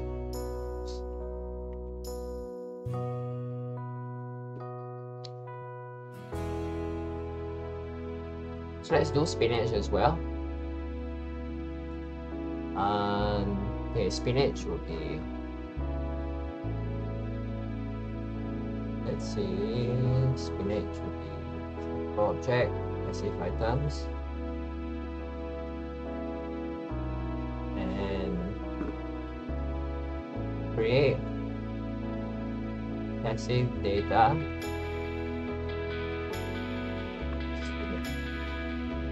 Let's look at what spinach does.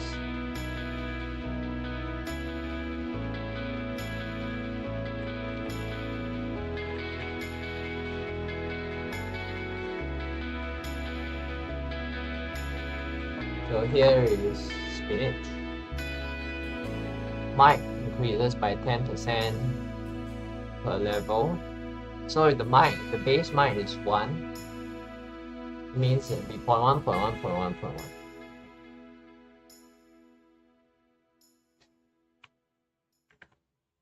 So the stats will be the same. Raises inflicted damage by 10%. Spinach.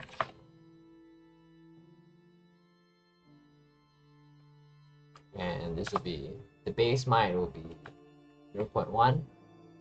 And growth. Base damage up by 10%.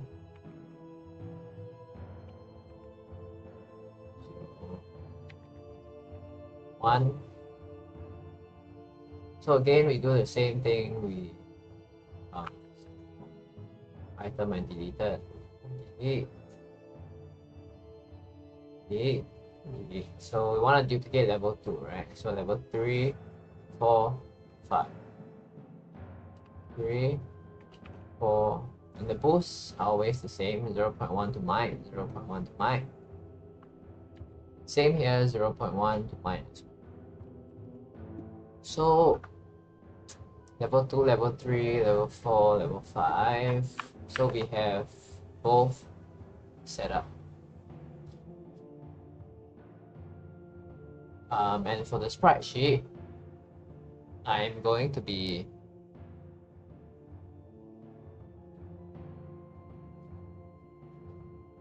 okay. I'm modifying the wings. Sorry. Mistake. Let's add a new inspector here. And this is the spinach, right? So that's the item I want to modify. Accidentally modify the wings instead.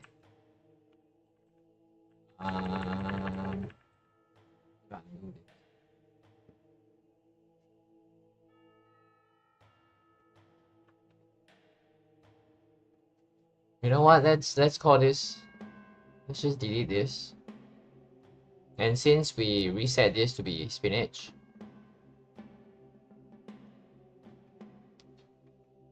let me just rename this and call this spinach instead.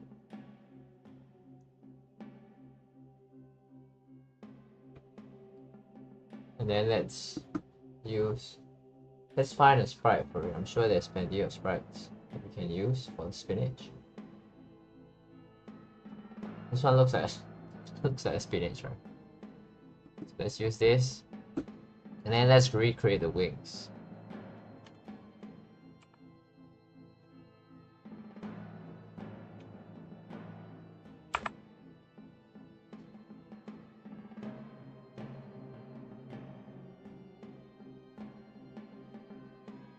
So for wings, let's unlock this, and this will be wings. Let's see what the description of wings is. Wings. Character moves 10% faster. And then speed is just 1. Sorry, it's not speed, it's move speed. Increase by 1. Then we have level.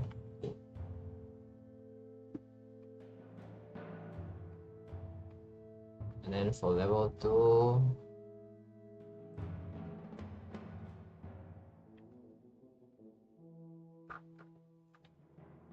move speed increases by 10%.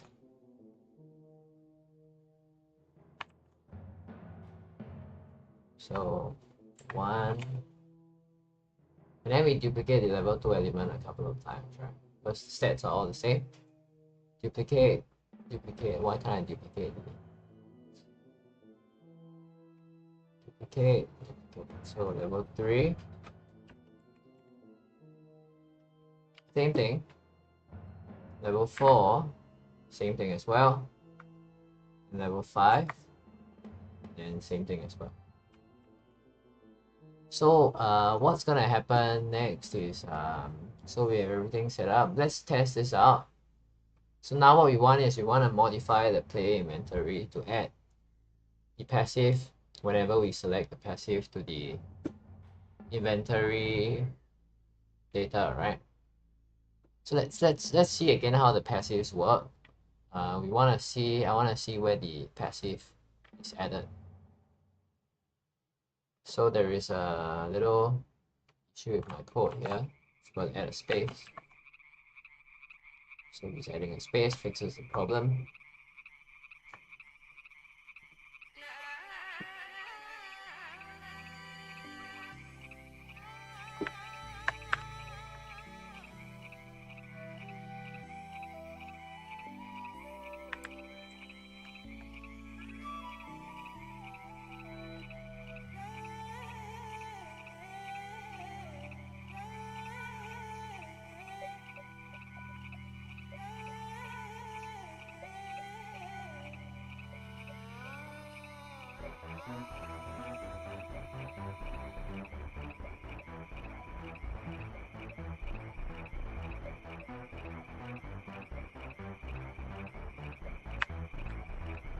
Okay, I need to start from the menu screen again.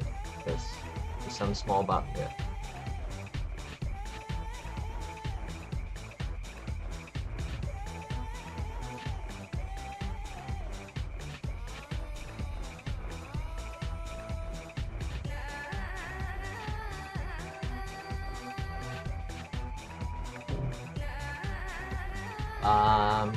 Wings. This is the old system still. So I just want to check where the passive item is added. Is it added to the player?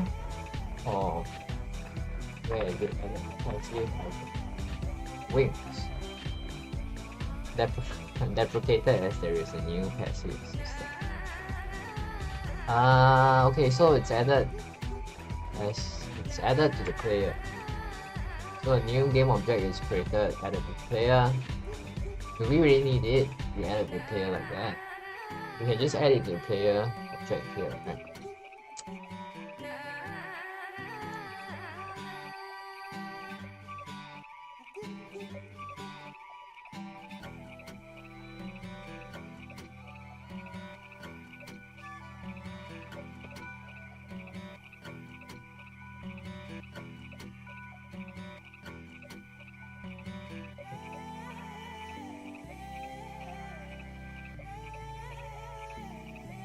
Okay, I guess we can add it to the player. As an empty game object. I don't think there's anything wrong with that, I guess. But I just think that adding a component will be a lot simpler.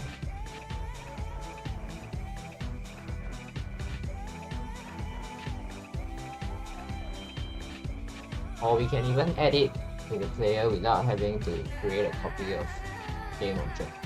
Maybe we can try that.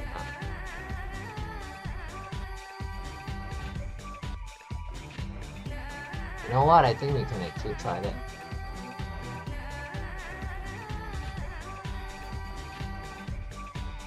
Let's go to the play inventory script. And what we have here is we have an add weapon. And then we have also add passive item, which adds a passive item prefab. Again, we're gonna retire this. And we will change this to just passive item data. Is it possible for us to just do a new passive item? Oh, it's possible. It's possible for us to spawn a new passive without being a mono behavior. But that means that we cannot run start. We have to initialize it ourselves. This actually kind of changes the way that we can implement the weapons as well. We don't necessarily have to implement the weapons as a game object.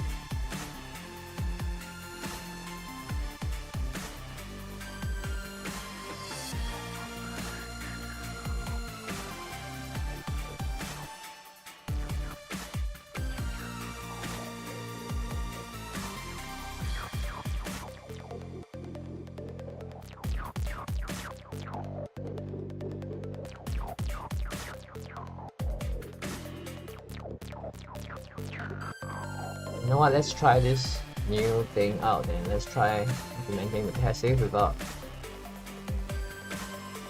this add passive item.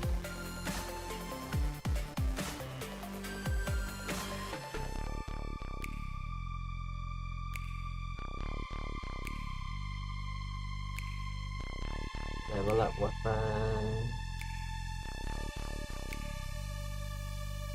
Level up passive.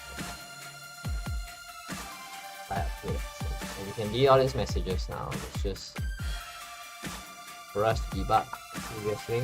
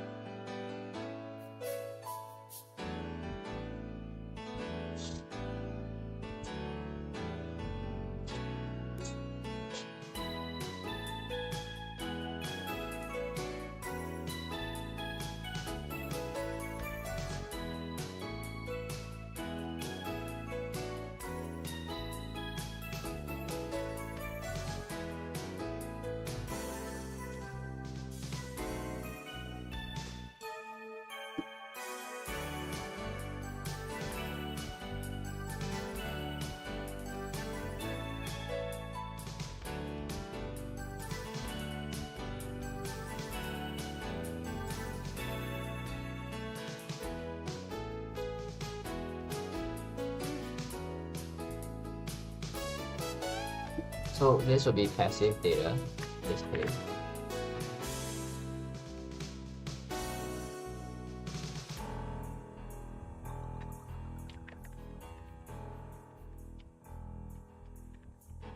So if we were to construct new passive like that, then we will have to set the data here.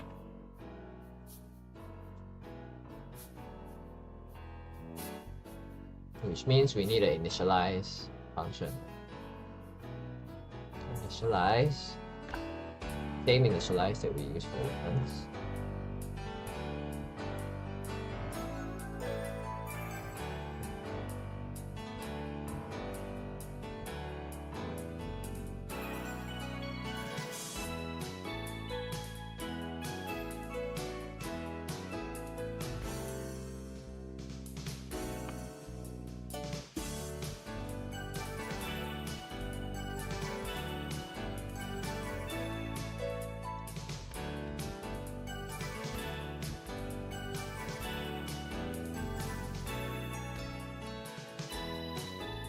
How expensive is it?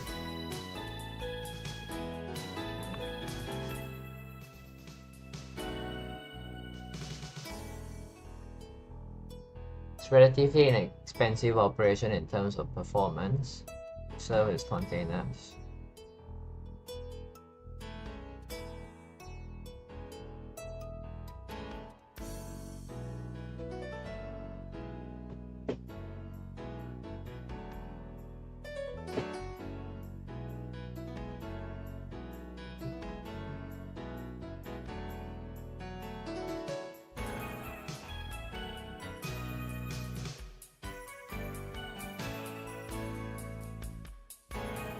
Okay, let's maintain the current system and let's create let's quickly try this actually. So new passive and key data, and then let's assign the passive here. We don't have to record the passive item levels because that's recorded in the passive cell. And we don't have to enable it. Oh no, we have to enable it. The sprite will be the sprite of the passive item data, right? So data icon.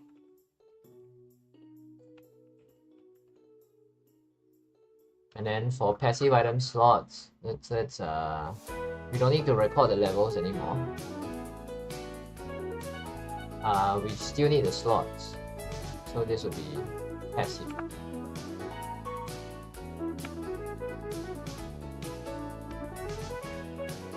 This will be passive data,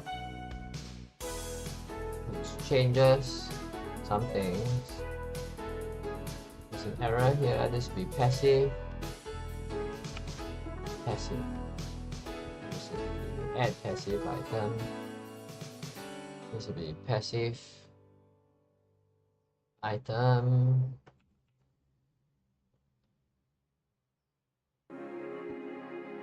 So if we level up the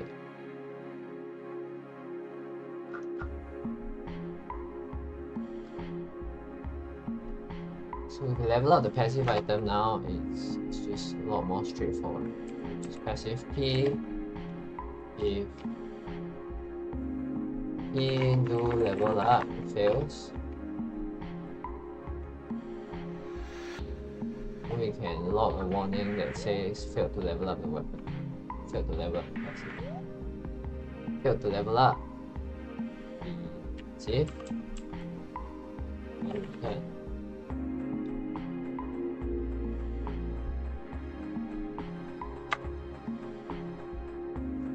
We don't have to instantiate the whole thing again. Neither do we need to add a passive.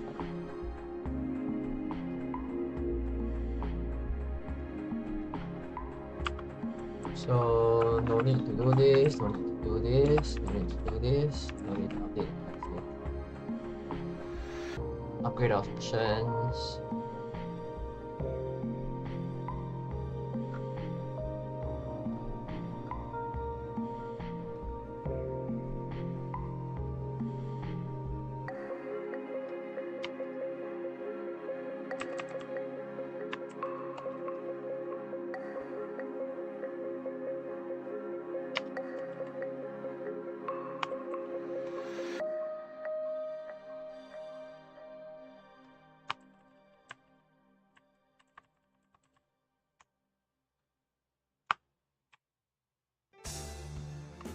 So we still need to add the level up at the back, but we don't need to add any of these.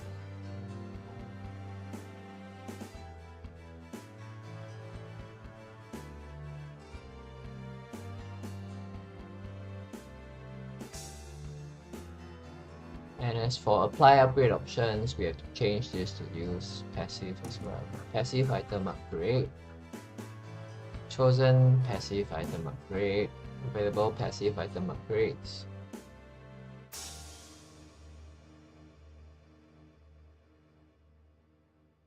And remove the chosen one. Enable upgrade UI, passive item slots, data.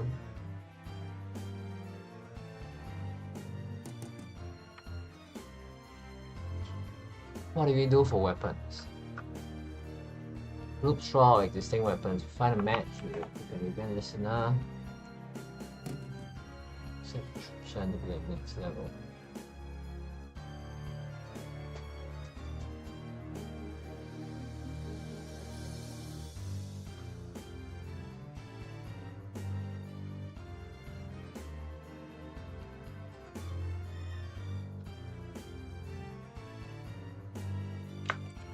And on the UI slot.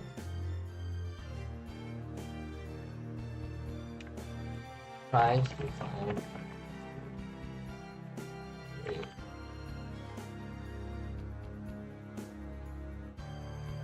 Loop through our existing.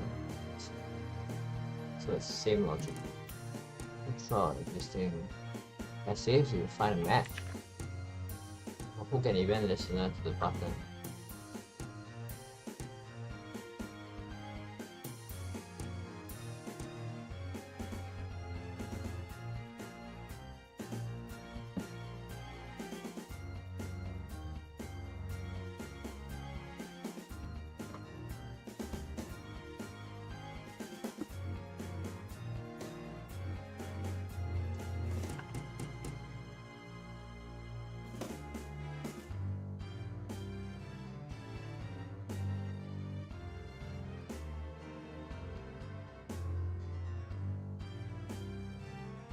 So I'm just recording the passive item upgrade section.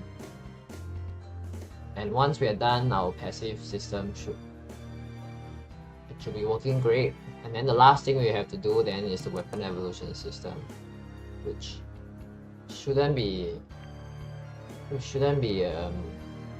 difficult to handle. Then we can try and maybe create a passive item. Weapon evolution for, let's say, the garlic.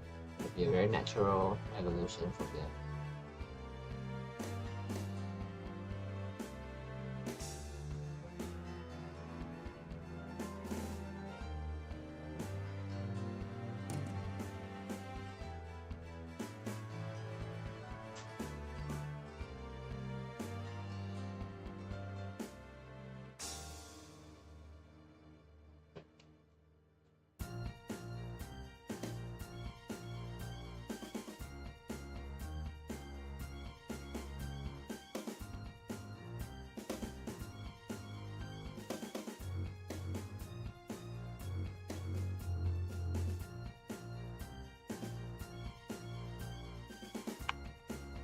So then if we find the passive item and the passive is already at max level, do not allow. Chosen passive rate is at max level.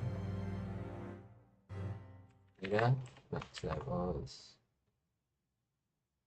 does not contain a definition.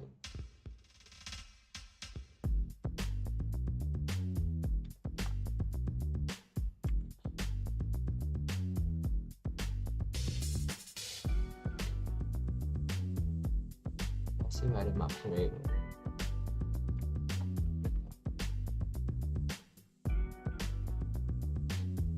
Chosen passive data. This is passive data as well. Passive data to the max level, then we do not allow passive item slots. New passive item.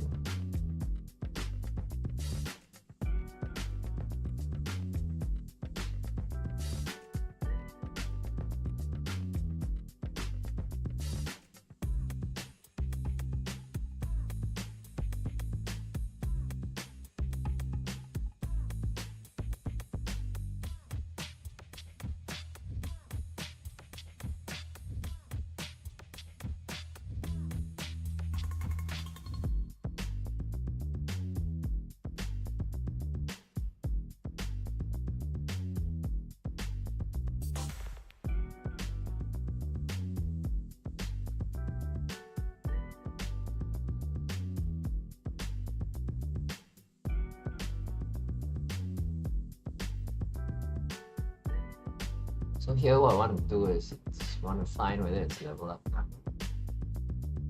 Which means this, you can just copy this whole thing over here. Actually, it's the same logic. It's level up. I can probably improve on the code. You can combine these two codes together. This is update button. I'll click add listener. Add button functionality to level up the passive.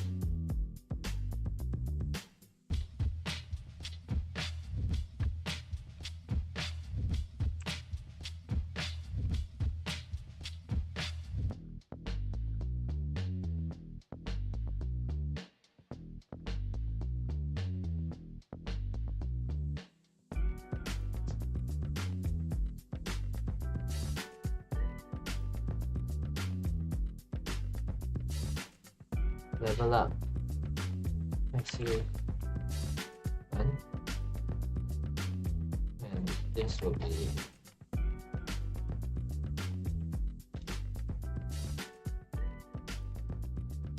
is there a level up passive weapon? There isn't.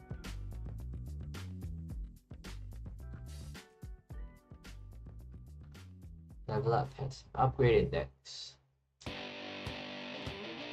Spot index upgrade. Spot index upgrade.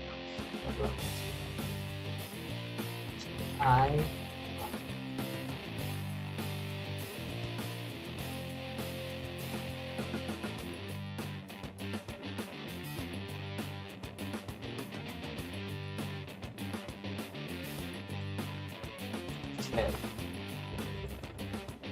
Then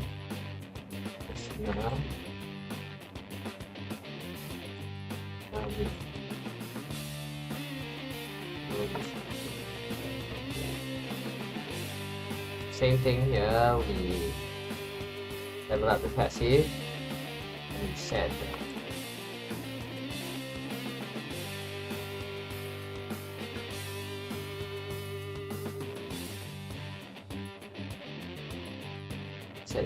event listener, item level description, and whatever else we have in this level. We don't need a new passive. Yeah. So let's move this up.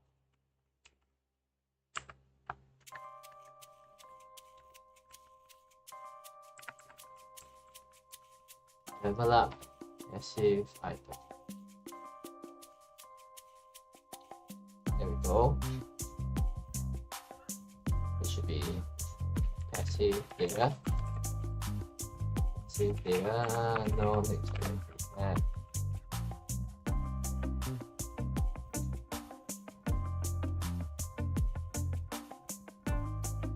So this will just be the description display, which is, let's see, we have icon display description.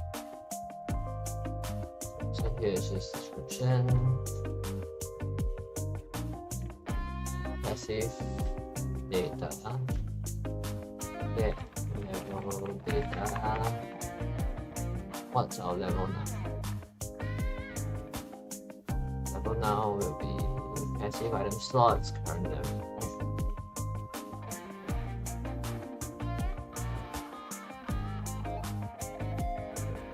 Which means we get the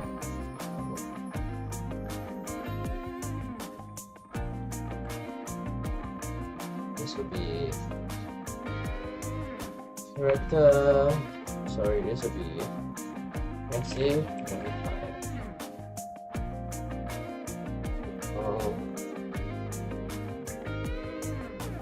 Chosen passive.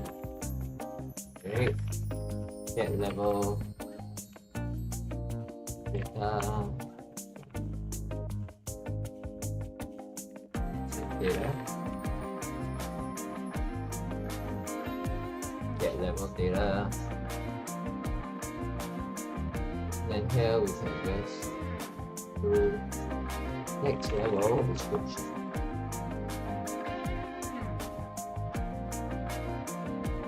Next level name. Next level dot.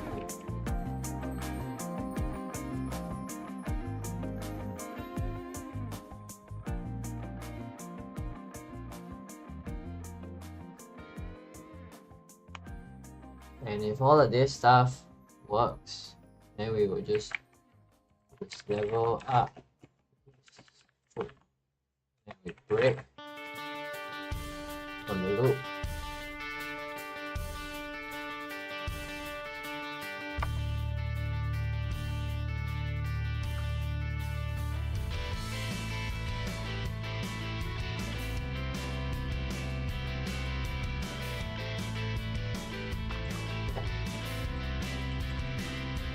We break from the loop here, and so if level up is false,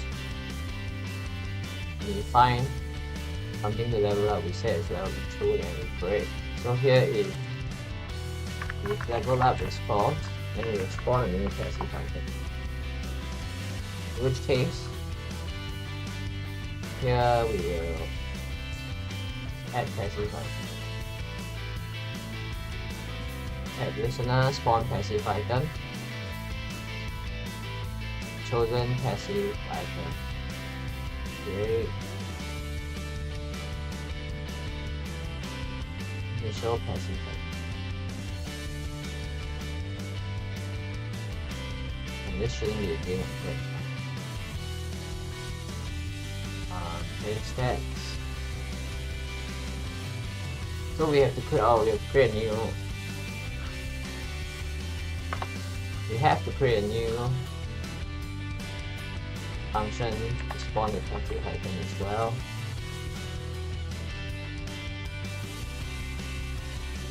Or do we? We need to do that actually. Only spawn passive.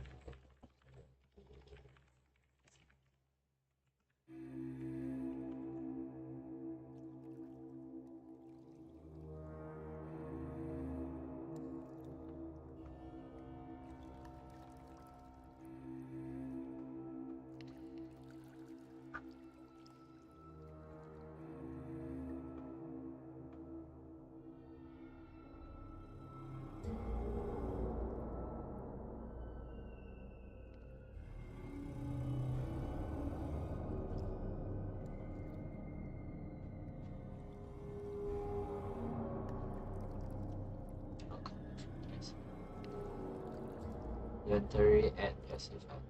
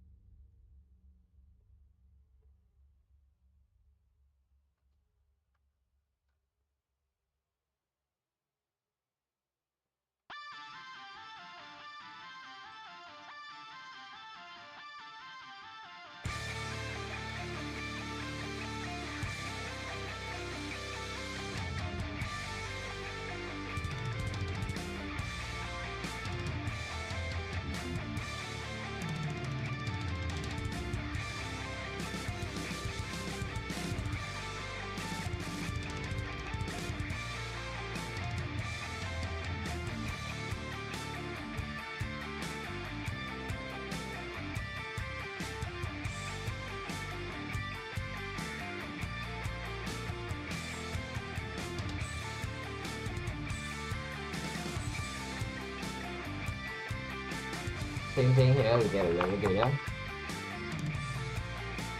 And here we have spawn passive item. Initial passive.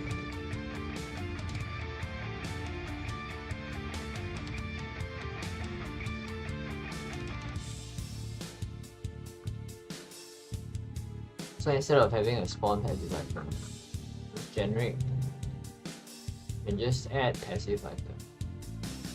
To add passive item and see whether this works. Add passive. It's not used. Add passive item is not used.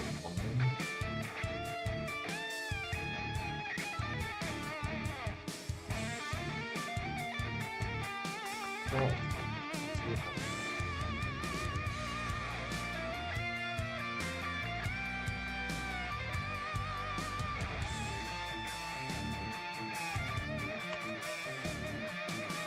Here.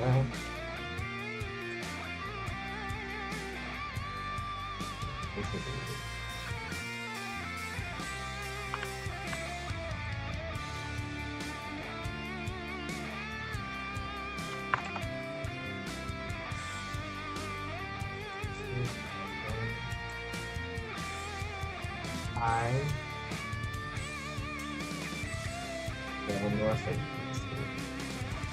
Open.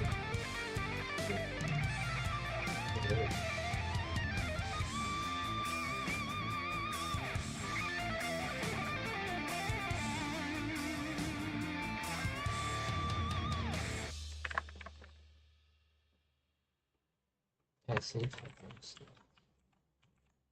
Here should be passive item slots as well.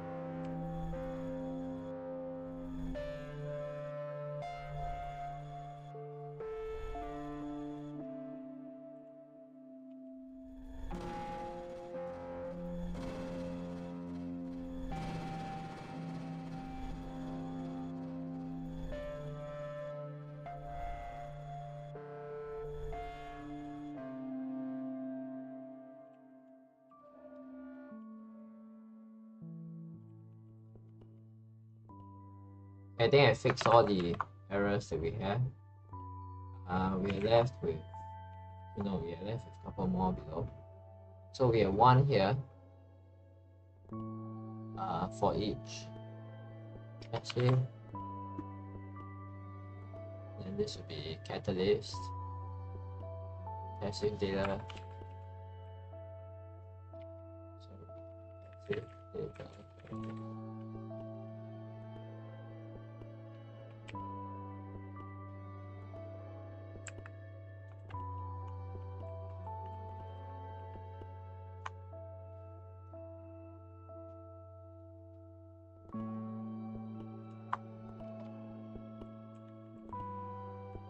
Passive current level.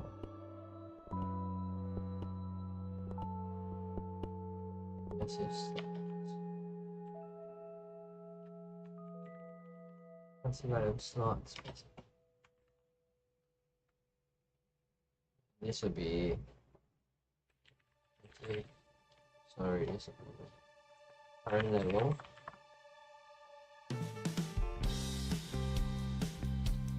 Okay, seems like we fixed everything. I'm gonna go get myself a cup of tea. I'll be right back in about 10 minutes. I need to take a walk to refresh my brain as well. We're almost there with the passive item system. Once it's done, this is the boring part, right? But once it's done, we'll be able to create passive weapons very quickly, a lot of them, and it's gonna be easier to create than the active items because there isn't a lot of code that we have to do. So I will be back 10 minutes.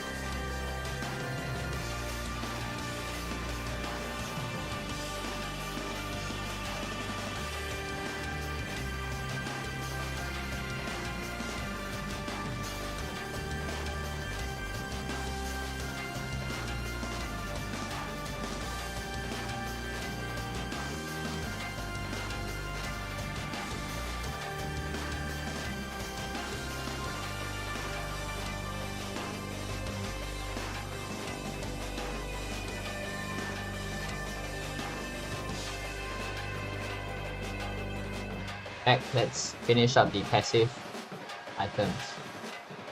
So the code, before I went to get my tea is really amazing, by the way. I just found this randomly in my house. I don't know if I can show you the brand, but it's just 3-in-1 tea and it's amazing. It's better than the tea I make myself. So recharge now. Let's continue coding. So we have the system all set up already, which means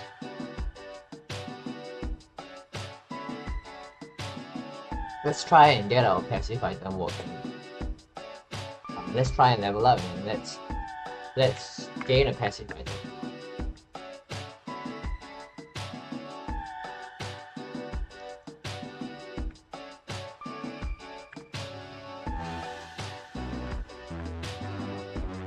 Okay, now the upgrade system is messed up. So I'm gonna have to. Okay, I didn't share my screen. Let me show you what went on just now. What went on was that I leveled up and tried to get a passive item, but then nothing shows up on the leveling screen now.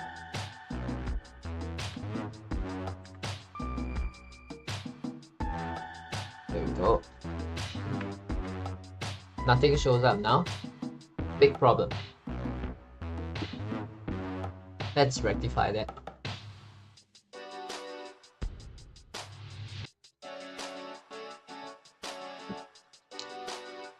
So the error, so if you look at the error here, it says that there is now reference exception at line 252.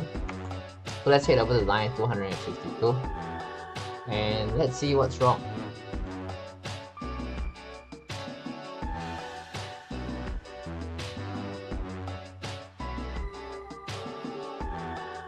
Chosen passive item create get level data. This should be 1. Okay, so if we spawn a new passive item, the level is always going to be 1. Makes sense.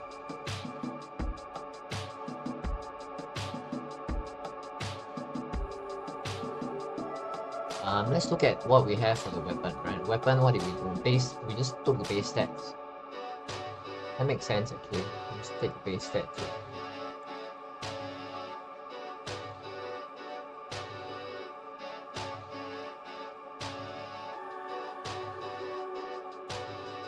Passive data. There we go.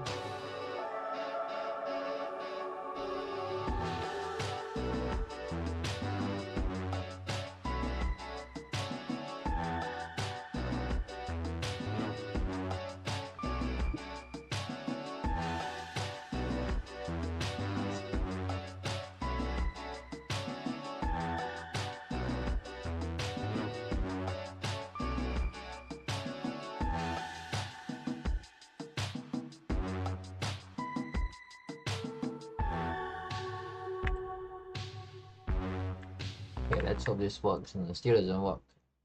What's going on here? So the same error occurred again. Here it is. So when I level up, no upgrades appear. So again, it's still line 252. Let's go over there and see what's wrong. 252. It says object reference not set to an instance of an object. So the chosen passive item upgrade is empty. That's probably what's going on. Either that or the passive data is empty. Let's go to the level. And the player, we have play inventory, right? Passive item upgrade options. So what's going on here is that, so over here you see under available weapons, see that? We can key in all the available weapons. And then we should do the same with passive item upgrade options as well. I'm gonna rename this to available passives. It shouldn't be called passive item upgrade options. It's quite a mouthful, right? So we don't need we actually don't need weapon upgrade as well, don't we? Don't need weapon upgrade. Yeah, we don't need this as well. Let's remove these then.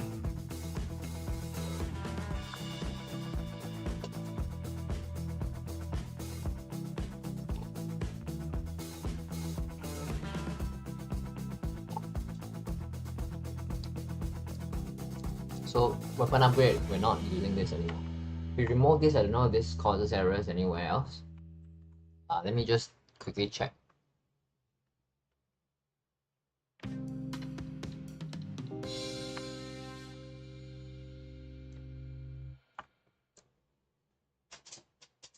Hi Logic, thank you for subscribing to the Patreon. So we have quite a couple of things lined up before we get to in-game currency and treasure chests that spawn. So the treasure chest is one thing that I have in mind, but before we implement that, the first thing that we want to do, right, is we want to implement a weapon system first. So if you look at our previous weapon system, right, for every level you have to create a new prefab and you have to create a new scriptable object. So it's a lot of work to do that, and what I have done over the past couple of streams is, if you look at how weapons are created now, they are all under one object, and then you just key in all the stats like that. So So once I'm finished with this system, which includes the passives as well as the weapon evolution, next thing I'll be working on will be the spawn, the map, the auto spawning system for the map. So right now, if you look at the spawning system, there are still some issues with it, right? Like for example, if you walk diagonally, sometimes the tiles don't spawn.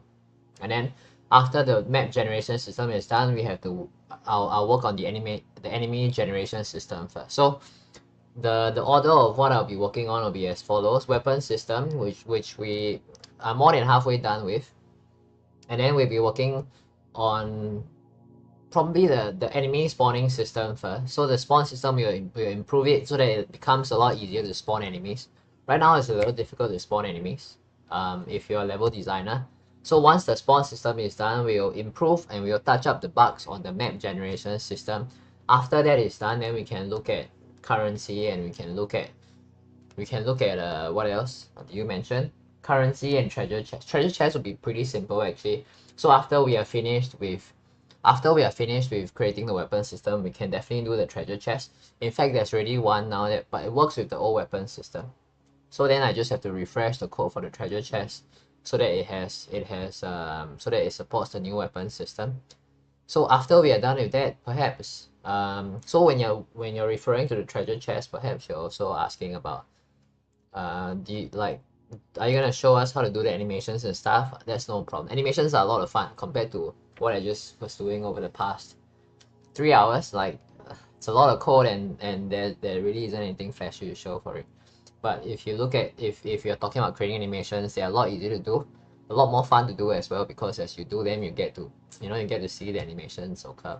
So like for the past couple of weeks, for example, when I was working on the lightning ring weapon and when I was working on the whip weapon, I had a lot more fun simply because the effects were, it's fun to do effects. Maybe it's just me, it's fun to do effects. And you get to see the effects in action very quickly, right? So all of this stuff is only possible because the system is well developed. So like for example, the new weapon system, because it's so easy to use, it becomes very easy for us to create new weapons. And so this is my vision for the rest of the modules of this project as well.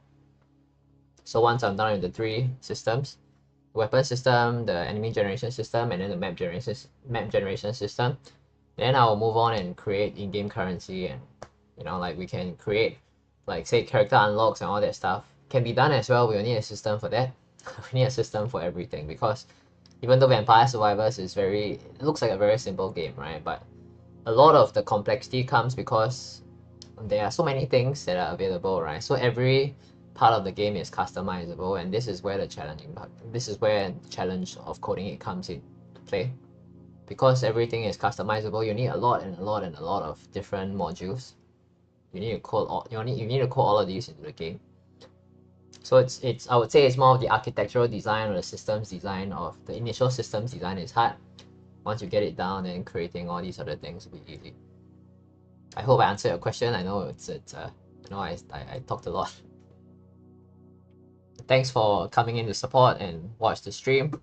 I'm gonna continue coding.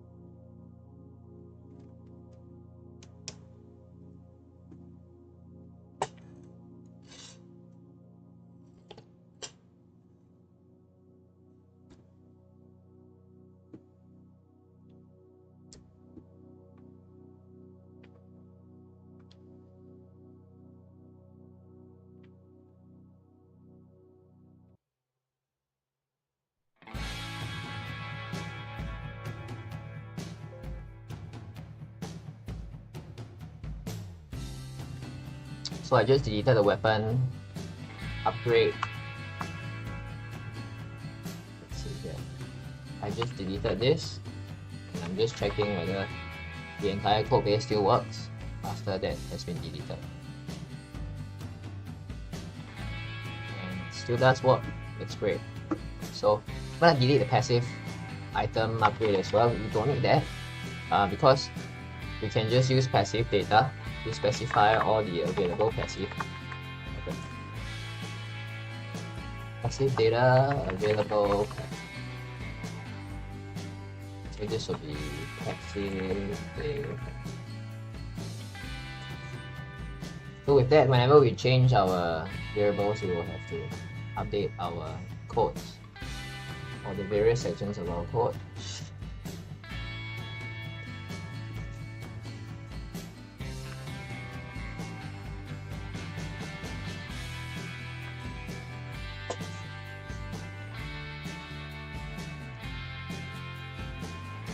This will be available.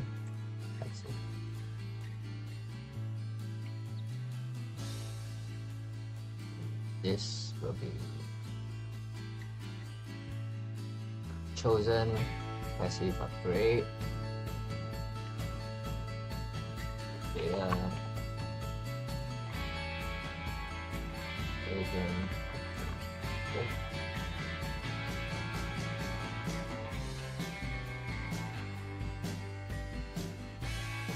Chosen passive upgrade.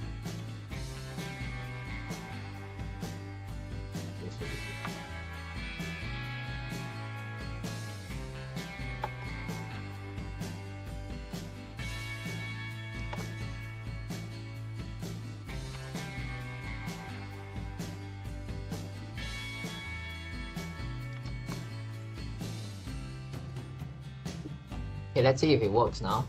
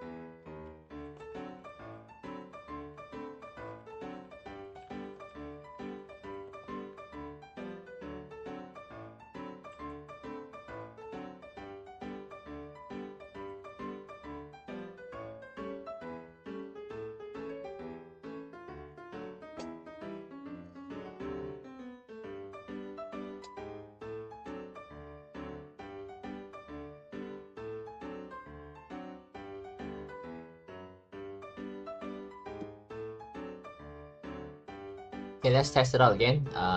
Fingers crossed that the level up system now works. Every time we try and change up the system, the leveling up predictably breaks down because everything is so tied together that it's hard to avoid one part breaking down when we try and modify, like say the inventory system, because it's so closely tied to the level up system.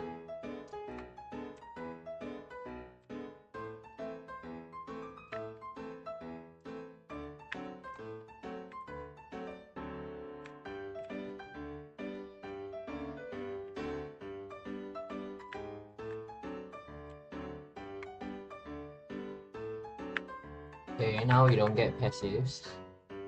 Where are our passive items?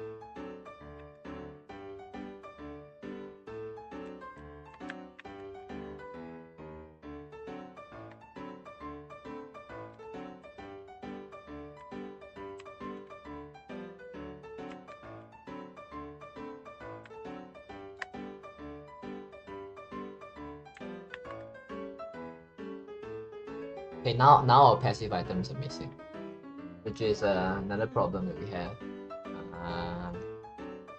Chosen passive upgrade.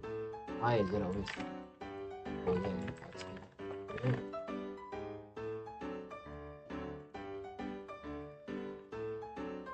So it can't be that every level up that we have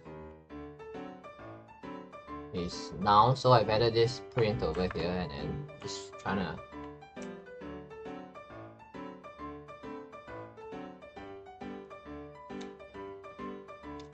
Okay, so logic has another question. When will you be able to finish the entire game?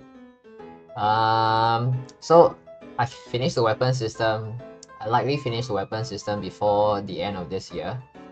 The entire game, so I'm only working on this once a week because I have other work commitments.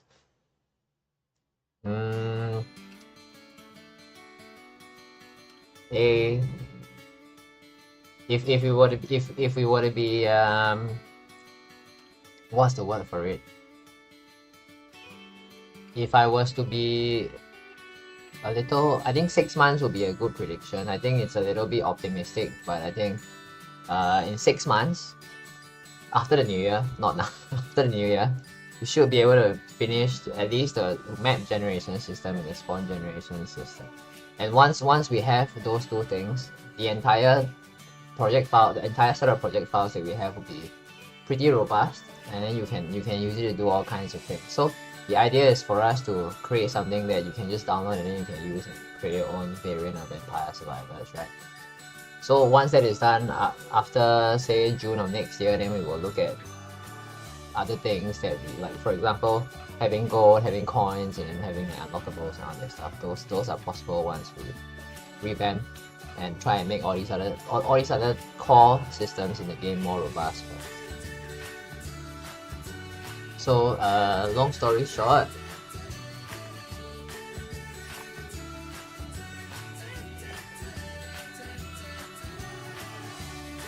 let me just write a message. So about June 2024, we should finish the new weapon system, fix the map generation, improve the spawn system. And we can look at implementing other features like unlockables. So unlockables. I think my message is too long.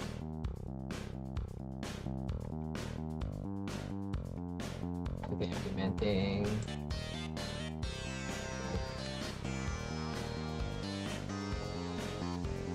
Again, thanks for your support.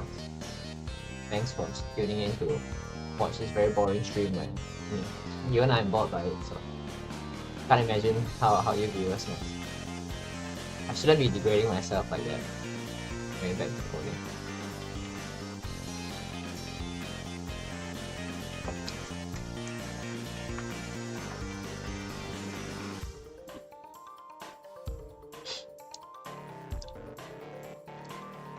So I always like, whenever I code, I always like to code systems. At the same time, I also understand it's boring as hell to code. The funny thing is that whenever I code a game, I'll get excited when I think about, okay, so this game is like this, so how do I code systems to accommodate the game, right? But then when I actually get to the coding of the system itself, it's so boring. It's just all code and then there's so much debugging to do, like today. You know, like if I were to do a summary of this stream, I wouldn't know how to do it just because all of it is code and because I haven't figured out the nitty-gritty yet, I cannot explain a lot of what I'm thinking as well because I'm just formulating my thoughts. So it's a lot of work and really there's nothing much to show for it, which is the annoying part of coding systems. The only enjoyable part about coding systems like this is that it's exciting to think about. I find it exciting to think about, but not so exciting to actually do.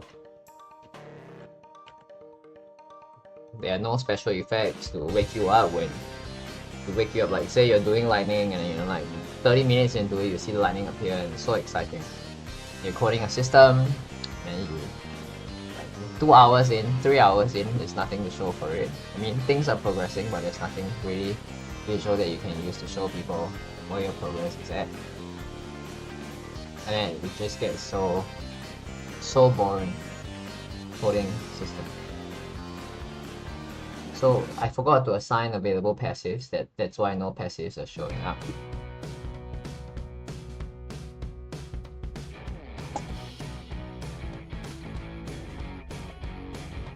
You can actually just merge everything into, instead of having available weapons, available passives, you can just merge everything into available items, and then we can assign both items and passives into the same array. But we will get back to this. The Okay, let's assign the passives now. Take the scriptable object.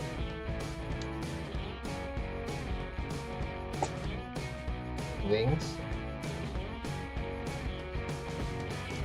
and spinach.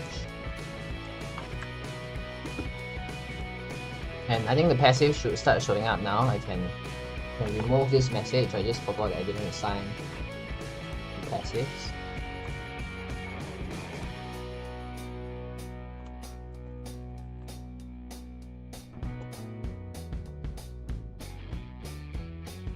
So when I level up now, there should be passives that are showing. I just want to see how it works when I get passive.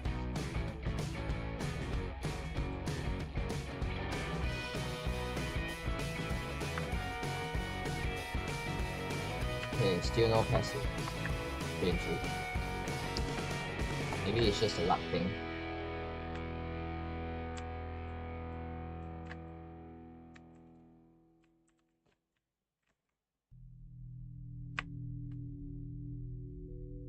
Okay, we have wings. Select wings. We didn't have a sprite assigned, which is why it's just a square. But if we assign a sprite, then it shouldn't be a problem anymore. Let's just find a nice sprite for it. So when we create the wings, let's check out our player inventory. We have the passive isn't stored here. So how it was coded to work is that when we spawn the passive,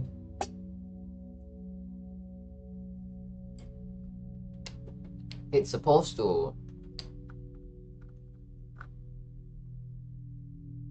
add itself. It's supposed to initialize itself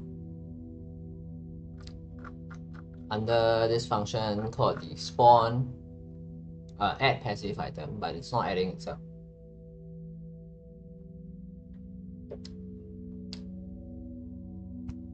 So this means that we have to create a new game object for it.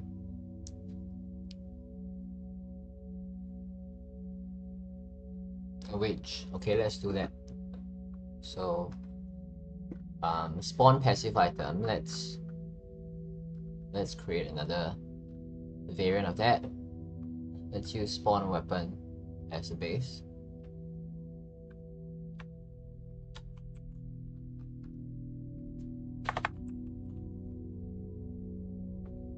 And then let's call this spawn passive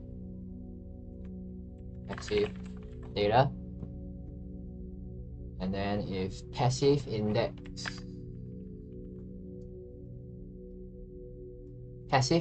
does not exist in the current context, what is it called? Is it called passive item index? Passive item index. Get the type. Want to spawn? No, that's fine. So we just want to spawn a regular weapon. There's no need for us to put this here.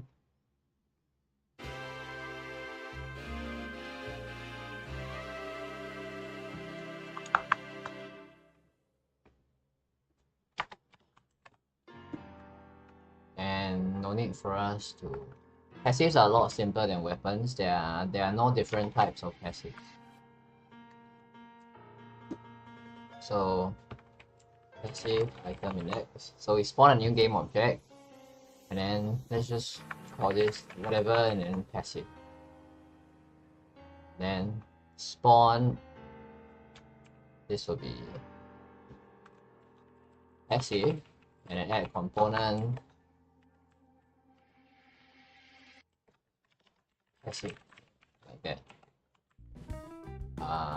We don't need this. This will be passive and key. No, we don't need to initialize it. Then we can set the local position to 0, and then this will be add passive.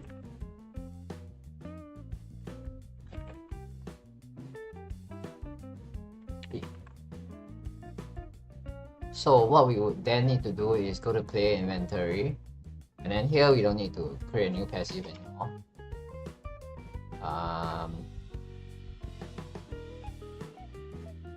So add passive item. Why is there a passive item? Data. It should be passive. So passive.data. This will be the icon of the passive, and I think that's it. This should be working now. So let's go back to Unity and let's experiment this. Hello monster, saw your message.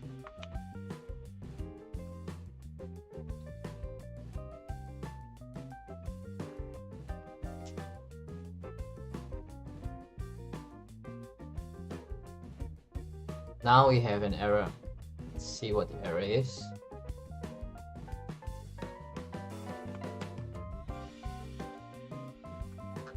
We have an error here. Chosen passive upgrade.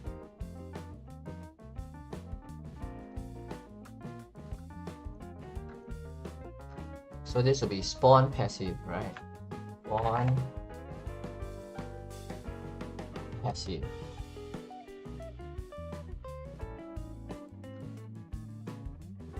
Player.spawn passive.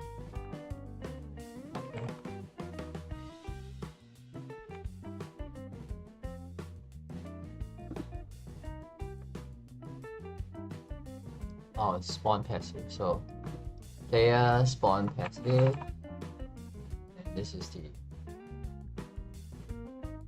we want to pass in the chosen passive upgrade.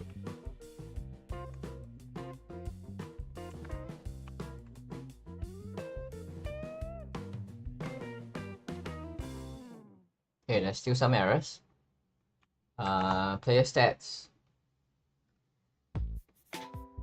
Add passive item.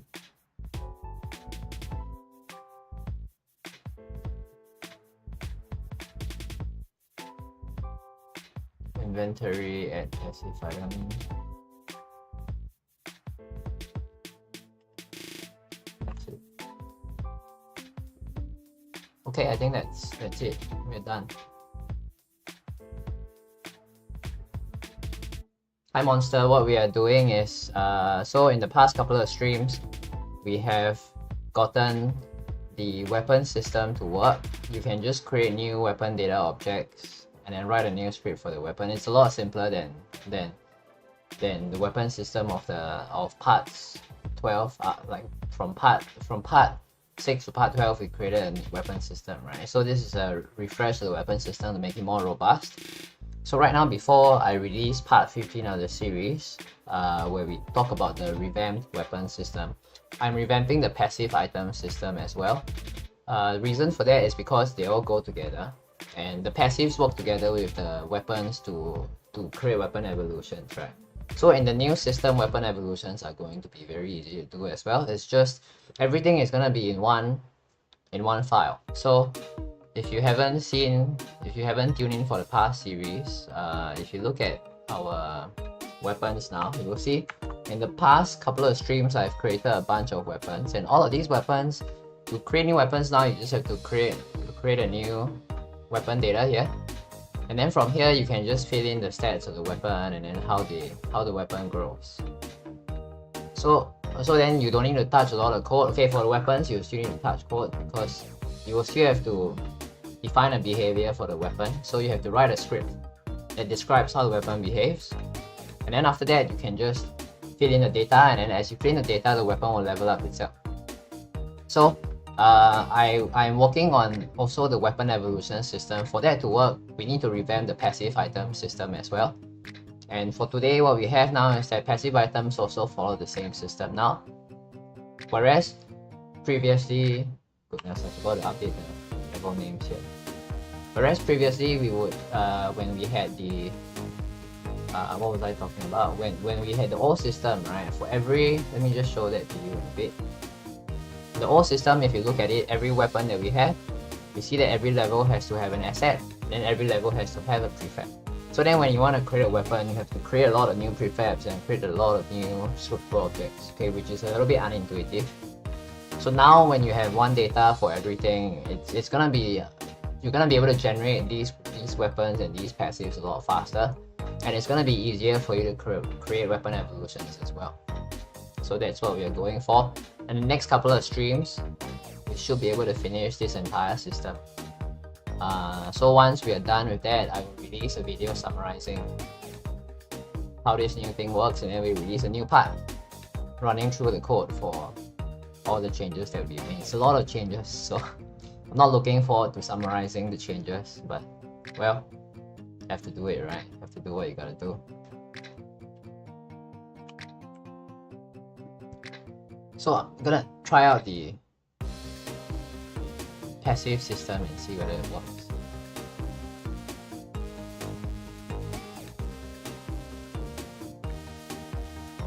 So this stream is a little bit boring because this stream is a lot of systems development, and systems development usually doesn't involve a lot of graphics. It's not like when I'm creating lightning rings, right? It's so much more fun to create lightning ring or any weapon really, and then creating the effects and all that stuff. Because you can see the effect evolve as you create it. When you do systems development, it's you don't really see the end result until you start. You don't really see the end result as you go along. You only see the end result when you finish everything. As opposed to creating visual effects, you get to see your progress very fast.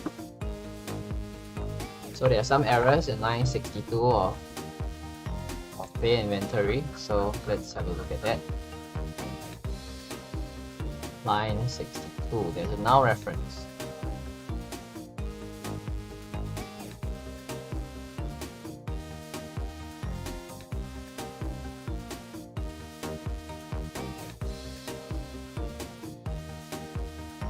Add passive item, 62 null reference.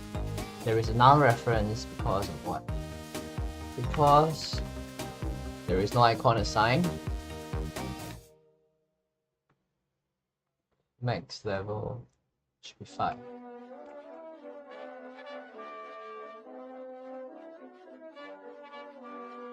Line 62. But there is an icon assigned, no? Why is it saying there is no icon?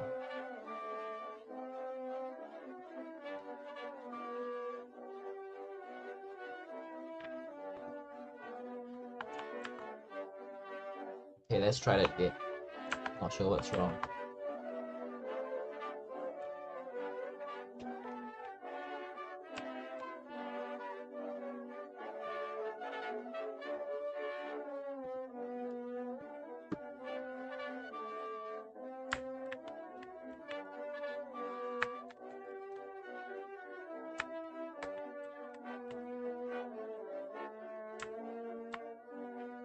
Wings, icon doesn't appear. So there's a null reference that occurs.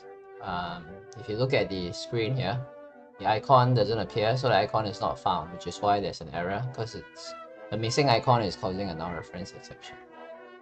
That's the issue.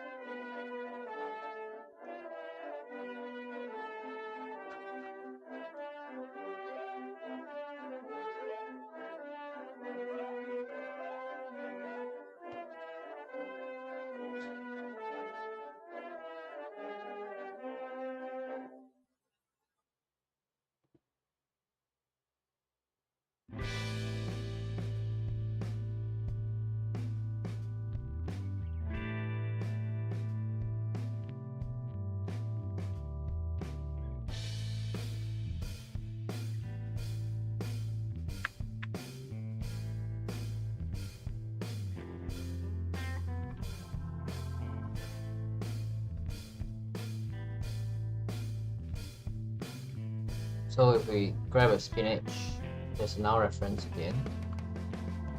And it starts from slot 2 as well. So upgrades shown.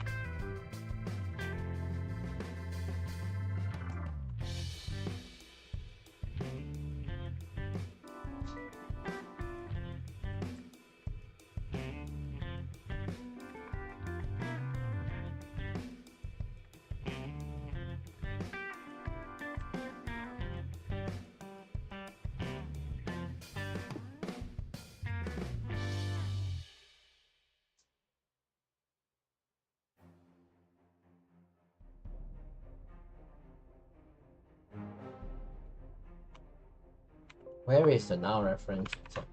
Can't find it. Oh wait. I think I got what's saying now. It's because the passive that we have here, right? It's not initialized. So we don't need a reference to the player. Remove this.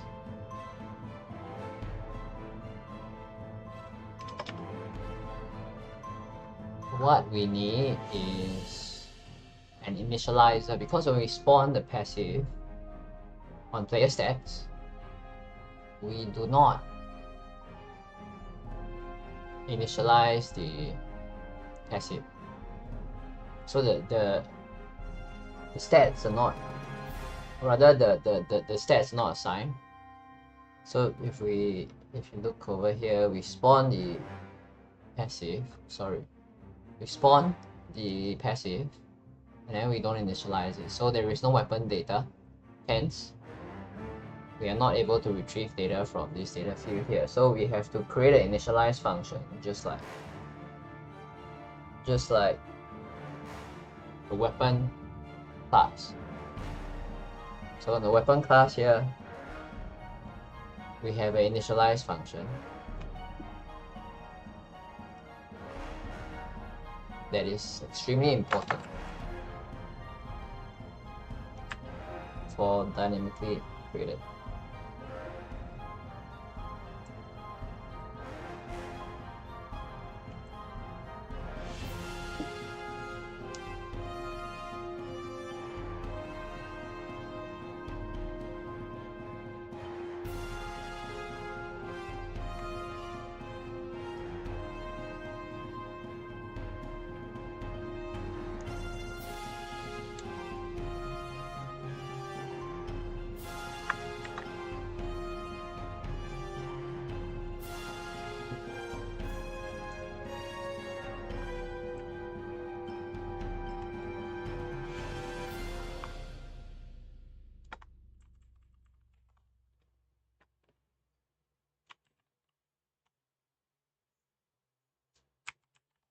Run tools equals to database.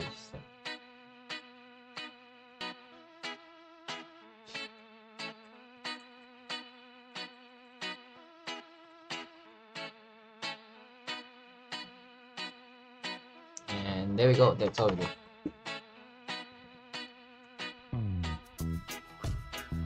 Okay, our passives should work now.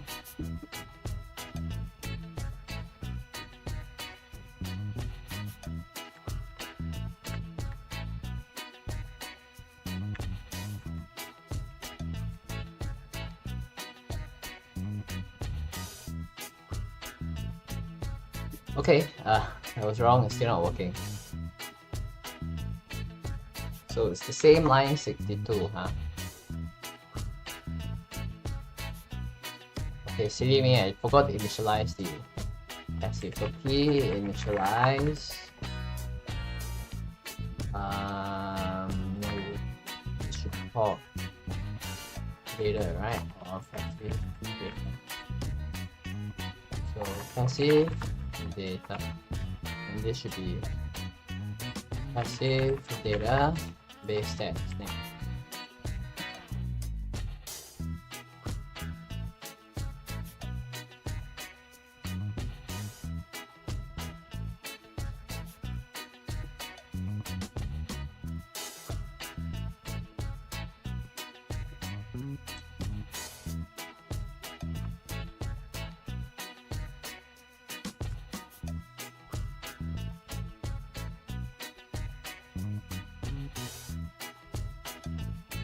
Okay, so now it works. Our passives are activating. It's just activating it's just putting itself in the wrong slot. So I don't know why the slot starts from 1, is it? Let's try it again. So we have under player the player stats object.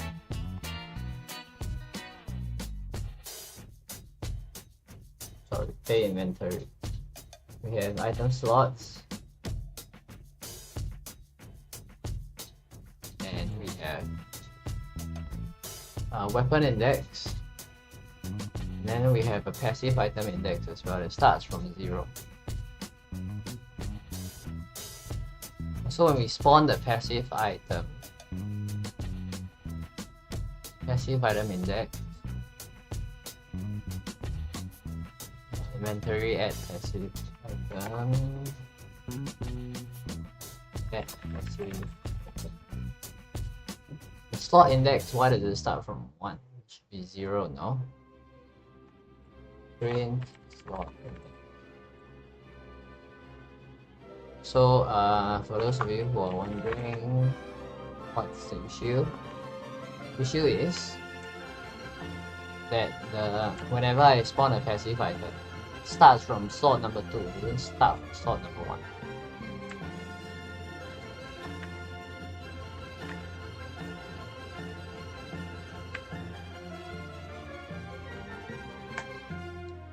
See, so it goes here, which is a problem.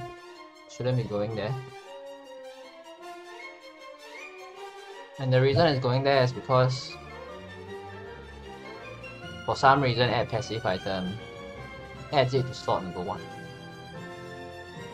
So we're gonna have to backtrace all our code here. Over here slot index is 1, which means that add passive item under player stats, add it to slot number 1. So that will be line 428. Oh, weapon index. This shouldn't be. This should be passive item index.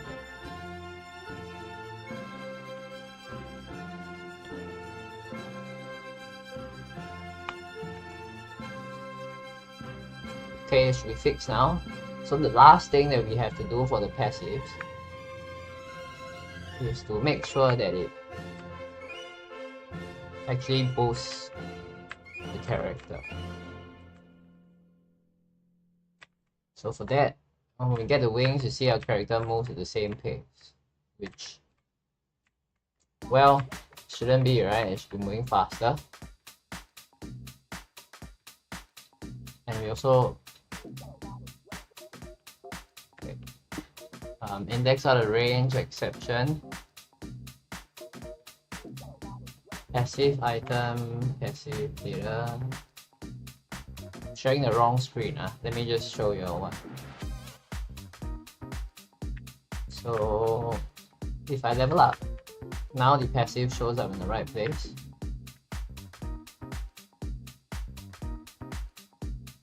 Yeah, so I can get wings and then the wings appear here.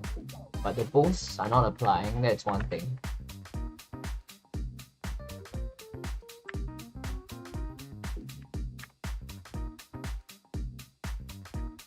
And the other thing is, they're like, it bugs out. So there is an index out of range exception. So when I revamp the passive system, the whole thing is still not working properly. So let's go back here and let's look at line 21 of passive data and see what's going on. So get level data.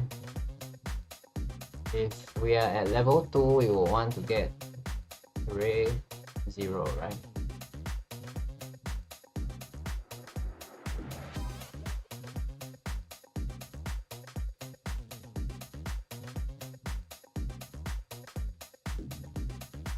So it starts from day inventory line 99. Okay, this is fixed. So line 99 is here to level up.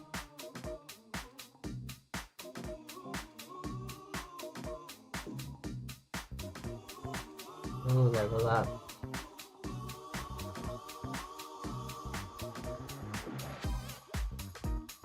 Get level data, current level plus. Okay, let's test this out again. Let's look at the wings and see if the level is properly set. Maybe it's not. That's why we have our problem.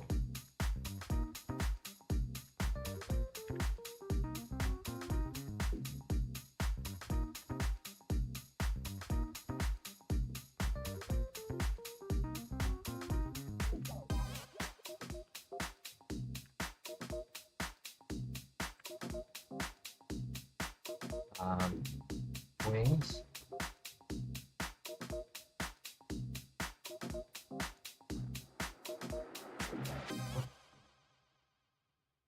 So we have wings pass. Oh, the level is not set. So we have to set the level as well in the code when we initialize our wings.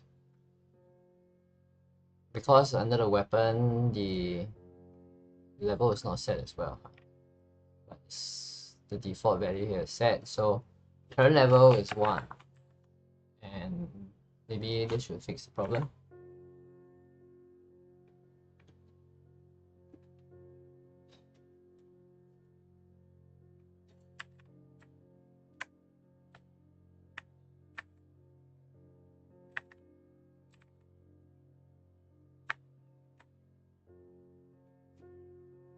Wings.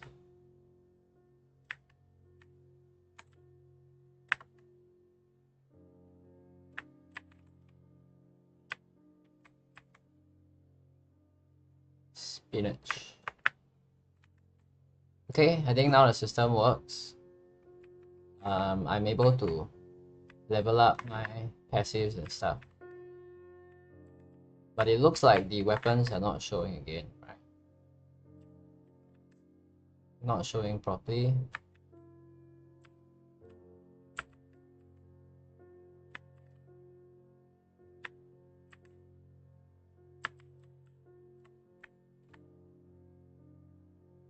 Oh, why is it showing the wrong icon? Level 2 of spinach. So level 2 of spinach gives me spinach. It's level 1. Wings. It's level 2.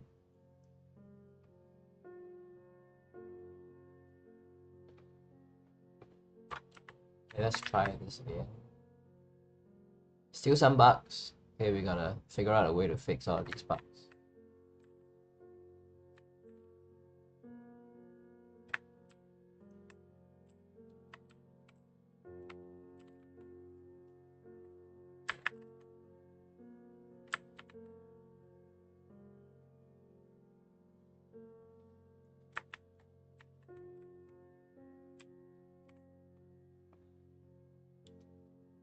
Let's go with garlic this time. Makes it easier.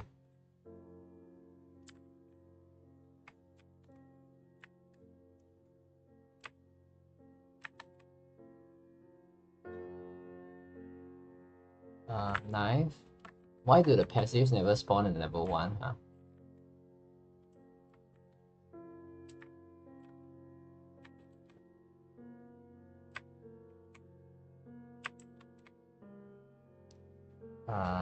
Wings.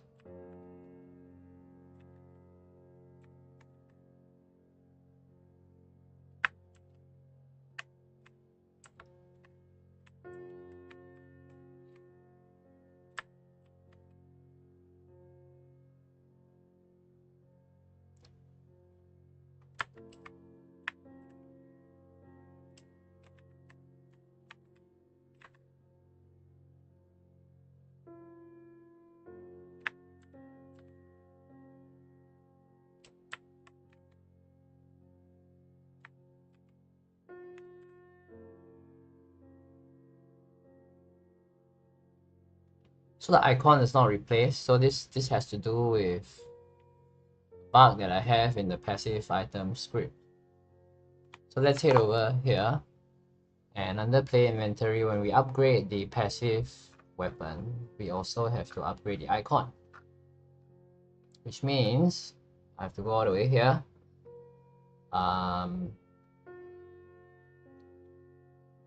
Chosen weapon upgrade. This shouldn't be chosen weapon upgrade. Oh yes, wait. This should be this is fine. So the name and description is updated. The icon also has to be updated. So just gotta copy, paste, and that's about it. So our passive system is working now. Next thing we have to be working on is just applying the boost. So right now the passives do not apply any boost. And then once we apply the boost, then we'll be good. So wings.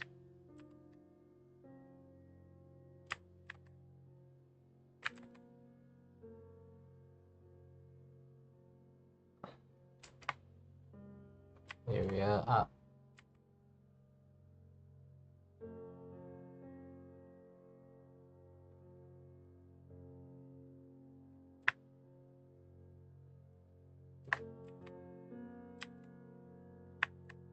Okay, now it gets easier to kill stuff because we have the ring. So when we level up wings, now it's level 2, right?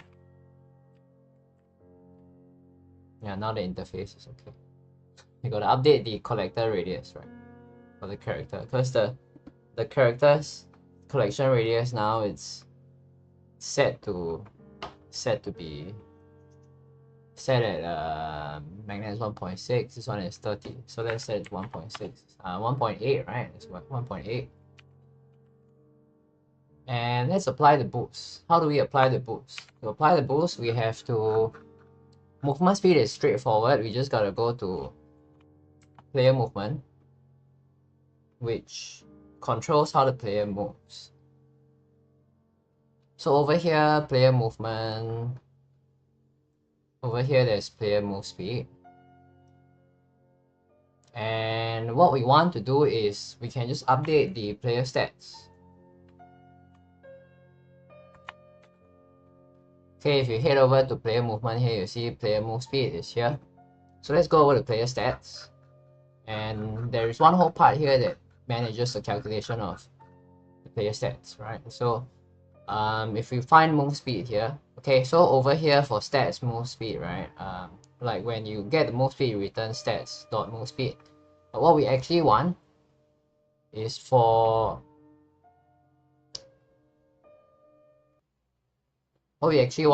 this to factor in all the passives as well. So what I'm gonna do is we're gonna have to look at the player inventory, and then we're gonna have to look through all the passive items and then apply all the boosts to our player stats.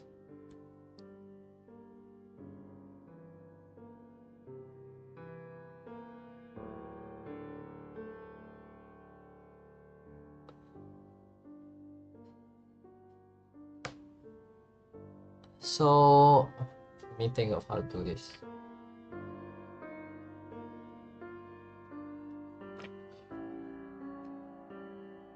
Stats plus stats dot move speed.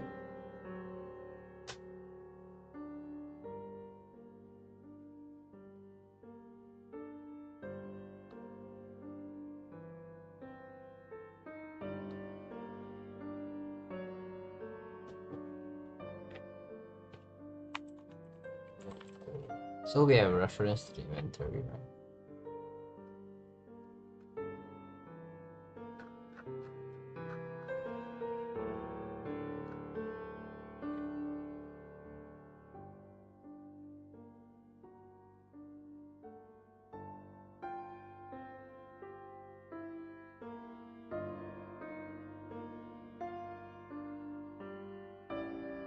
Okay, let's rename this to base stats. And then we can create one more variable for boosted stats, and then we can just keep recalculating the boosted stats. Actual stats, base stats, actual stats. Both should be serialized to it. I want to make it private. Serialized to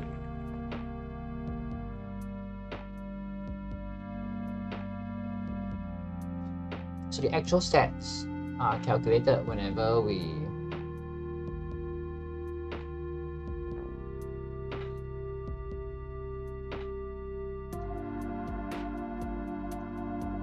actual stats. How do we do this?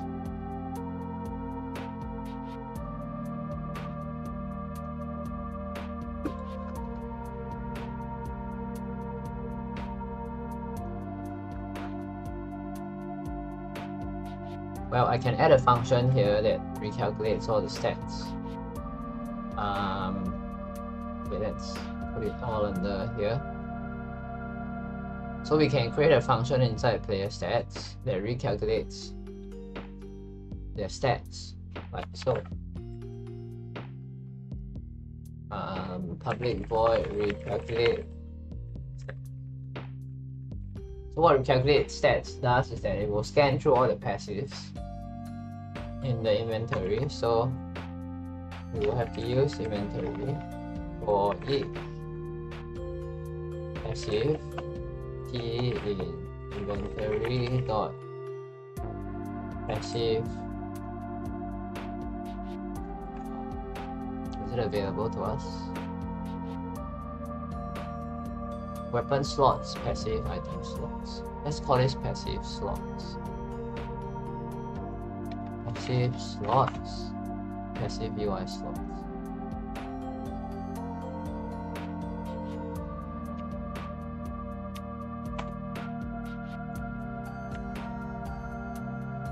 So by doing this, now we have inventory.passive slots. So for we're gonna go through every passive in passive slots, and if P is not equals to null,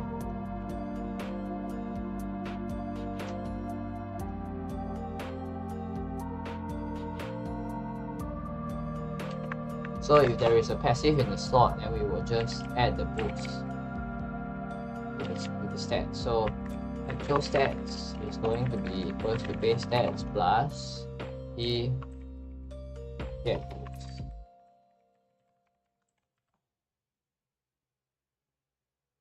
So then whenever we receive a passive, it will just recalculate the stats. And when we retrieve the stats, we can make base stats public actually, and then the stats that are shown are gonna be always the actual stats, not the base stats.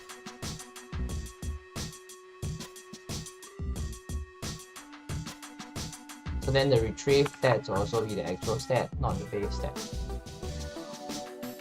So this would be get health, fine, actual stats. Actual stats recovery, actual stats recovery, actual stats recovery, actual stats as well.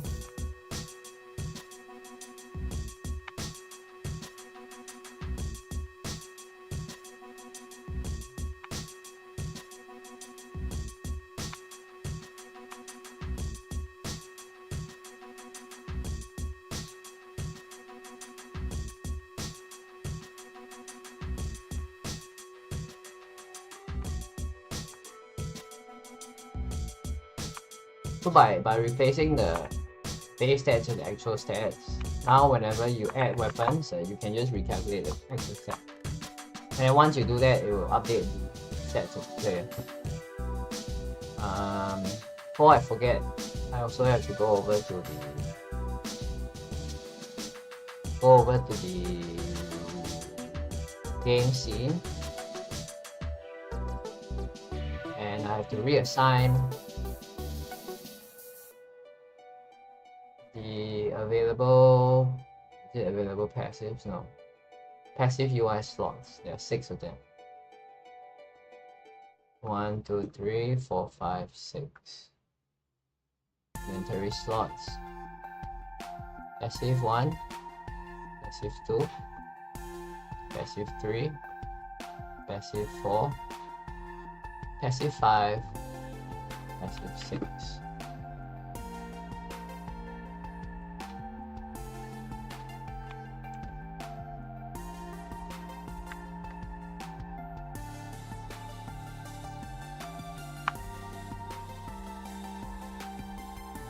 So the boost should be applying now. All I gotta do now is just whenever a new passive is added from the player inventory. So whenever I level up the passive item or I receive a passive item, the player should always be recalculating the stats. So whenever I add a passive item after I end the level up,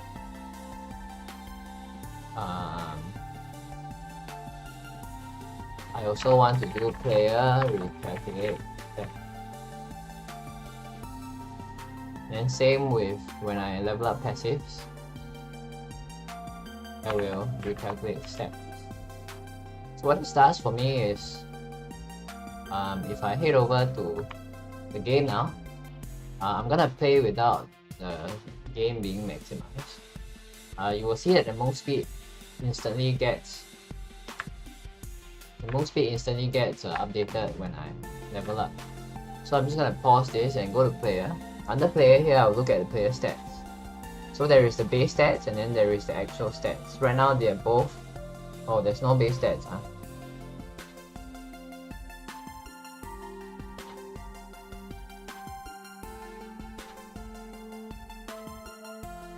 Why is there no base stats?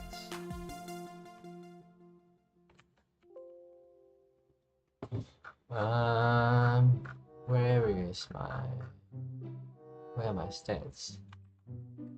Actual stats.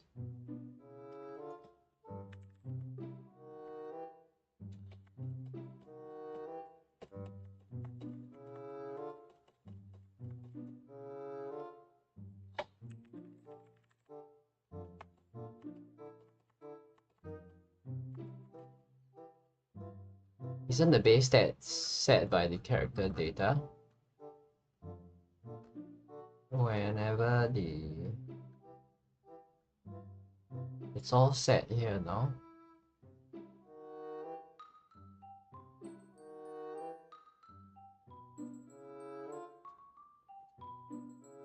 Okay, the stats are set here, but we have to change this up.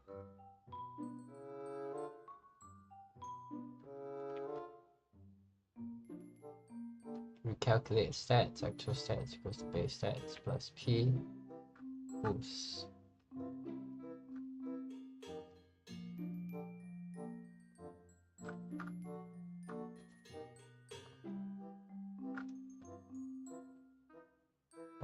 Maybe we can set the base stats here. Base stats equals to character data. Base stats. No. Character data, what do we have next?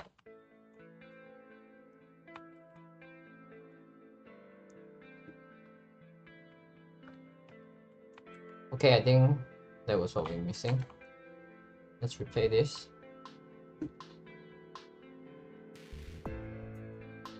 And player stats. So now we have the base stats and the actual stats, they're the same. But once we level up and we get items, stats will increase. If there are no errors, but we have an error here. So play inventory line 60. Play inventory line 60. Passive slots.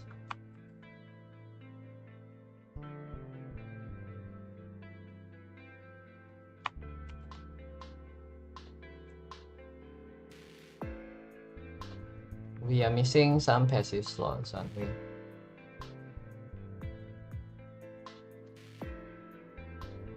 passive UI slots. We need to create 6 passive slots that are empty. And there we go. Should be able to start this.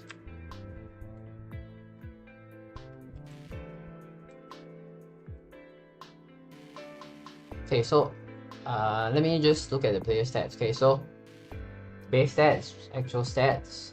Then when we level up and get a passive, oh, this changes our move speed. Actual stats are wrong.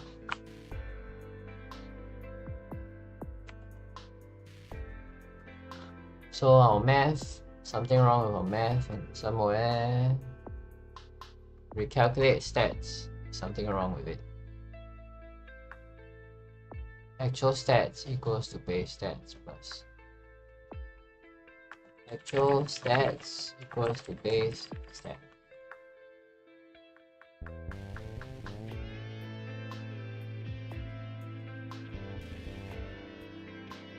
And then here we will just take actual stats and add the boost to it. And that's about right. Let's make sure that the additions are done properly. Where's instruct? Character data, stats. So we take 1, we add 2 to it.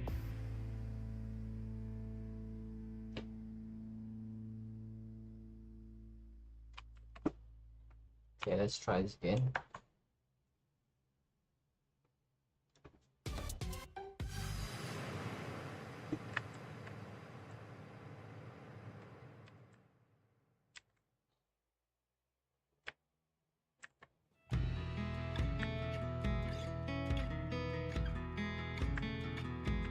Why do my stats always go wrong?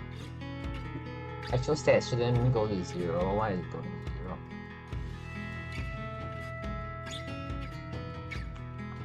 Actual stats. Where is it being set?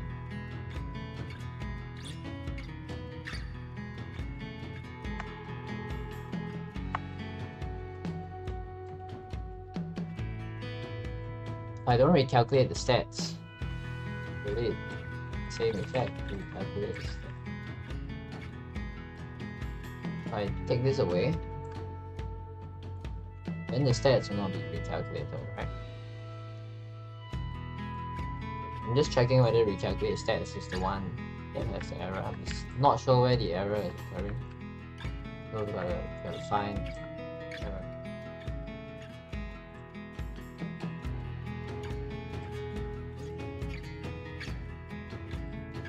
So recalculate stats is the issue. So when this is called, then it wrongly assigns the actual stats to the wrong place, and then this causes the issue to occur.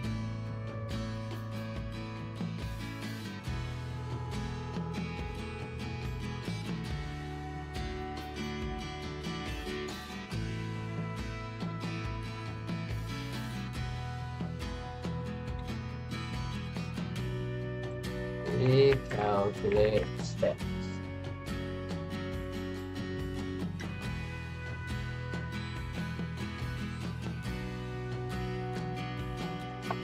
Print.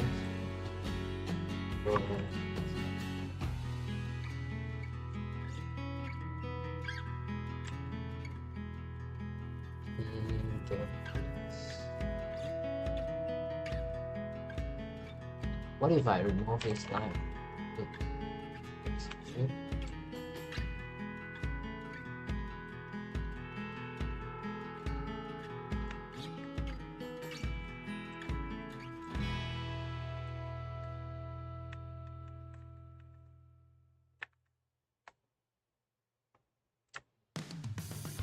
So it's the addition line that's the problem. Because once I remove this line, everything works fine. So we are looping through every passive key, and then we're just getting the boost of the passive.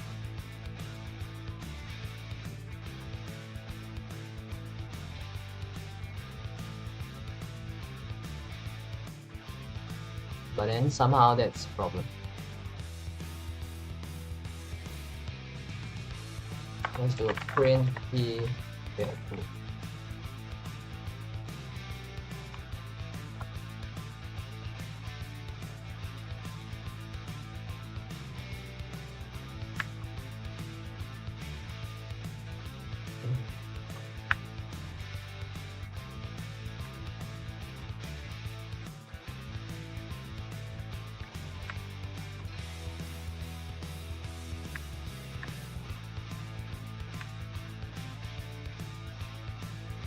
Character data stats doesn't show me anything inside.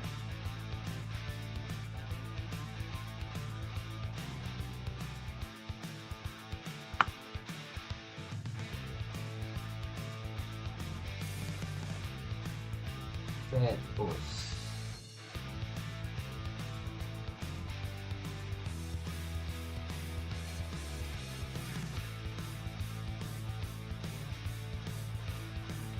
Oh. This should be S1. This is so silly, man. S1 returns S1. It's just a small typo, it's causing the error. Whole thing should be working now.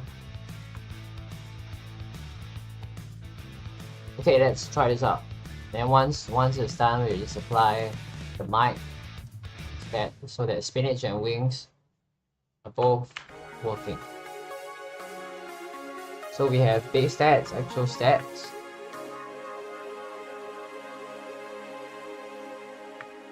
And then once we level up, okay, now we move faster when we level up. But our max health goes to 0. God knows why.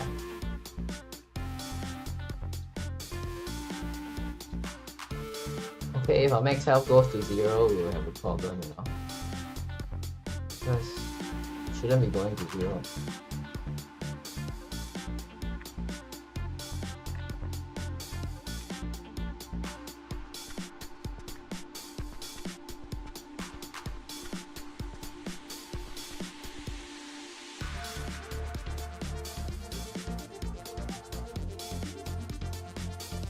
Okay, wait, so our max health is correct now.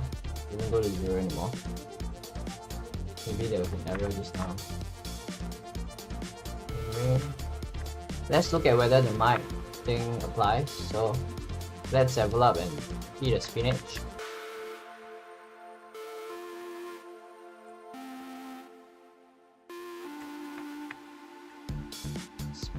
So spinach increases our mic to 1.1. So notice that once I get wings, my character moves faster. You can't really tell from spinach, the effect of spinach, but wings gets the character moving faster. See that? So for the spinach, we just have to retroactively apply that by going to the... So for every weapon that we have to deal damage, and then we have to multiply it by the character's mic. Means that we will have to, let's go to the code. So not every weapon that deals damage will have to apply the character's mic, which means that we have to call the get damage function, right? So for now, how every weapon deals damage is, let's open up all the weapon scripts. Okay, the passives are done. I'm gonna close all the passives. Projectile. Close all of these.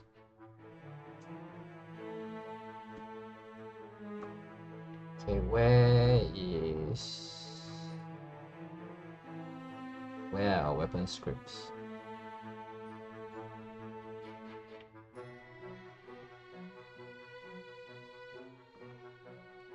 So here are the weapon scripts of Aura. We have X, Lightning Ring, Projectile, weapon data no, right? Don't need that. Oh wait, So all of them right now, when they deal damage, they're just retrieving the data from their own stats. If you look at projectile weapon, the damage is dealt in the projectile itself.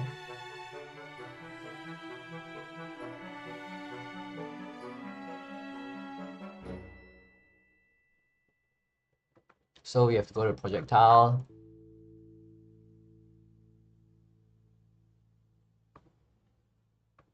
And retroactively apply that. Where's the projectile script? That's projectile weapon, right? Weapon effect, projectile. So under the projectile script here, you see damage is dealt here. So then we have to increase the damage by stats.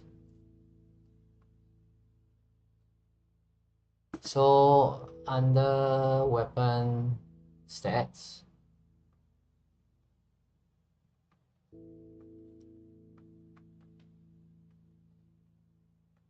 let's do a get damage. So public float get damage.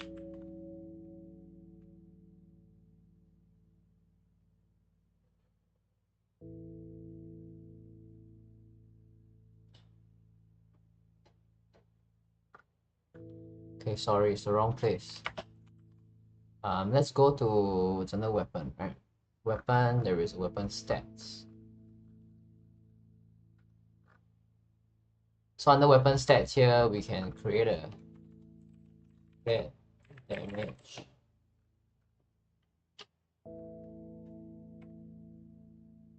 Yeah. So this will be public float get damage. So then whenever you have the damage, what you're doing is you want to get the damage stat plus the damage variance. So the damage variance will random range 0 to damage variance, like that. So then we have to update all our scripts too. Instead of using damage, we have to use get damage, like that. And then because the projectile also has an owner, right?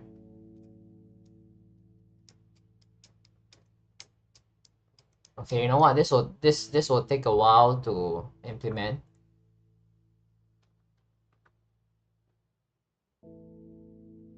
So that's what it should all projectiles, right? So lightning ring, X weapon. Okay, oh wait, actually I think this should be fine. Let's finish this up first. Affected target, reduce damage. Where does damage get dealt? Take damage, stats.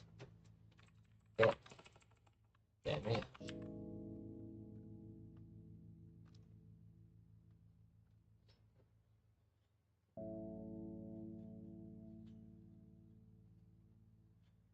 So all we gotta do really for all the weapon effects is we have to take into account the player's stats.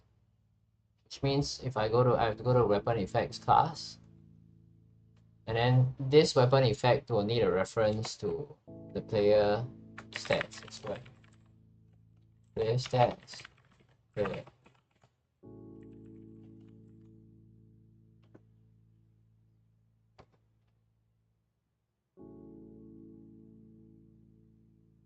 And then anywhere we deal damage, we have to always take into account the might.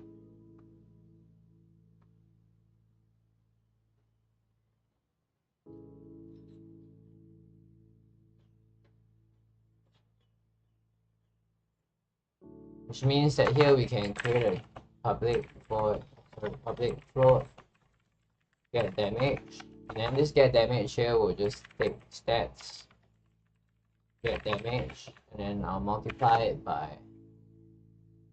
player, and do a return here. So what this does is that I can just use get damage to get the damage of the aura, to get the damage of the projectile.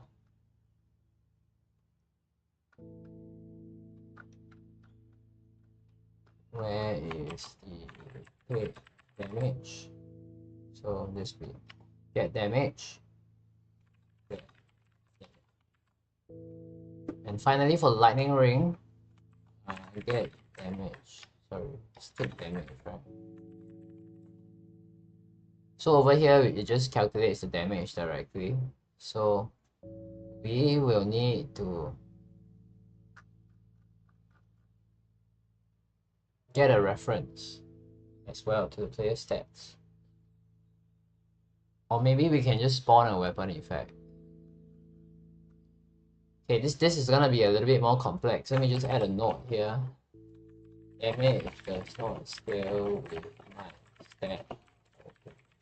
Okay, we'll get back to this because this is a little bit more complex than the other weapons.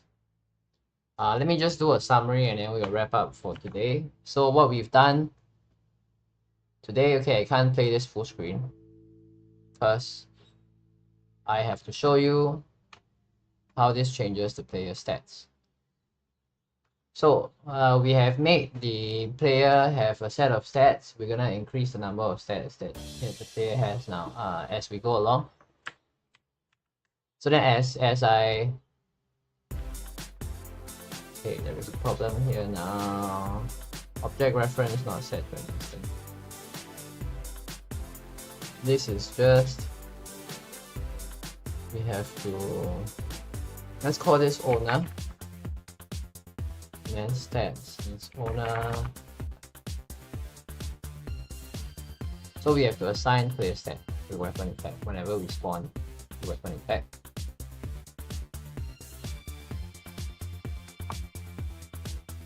So projectile, if we spawn projectile, set the projectile's owner.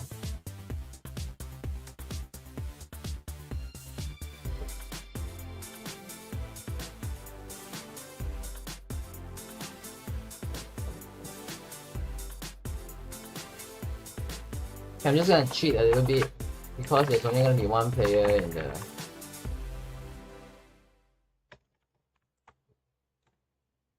in this whole thing, right?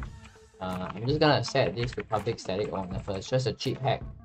If owner is not set, then owner equals to find object of type player stats. Okay, we will relook at this again. When we are cleaning up the code. Now this should work. Okay, let's wrap up the stream.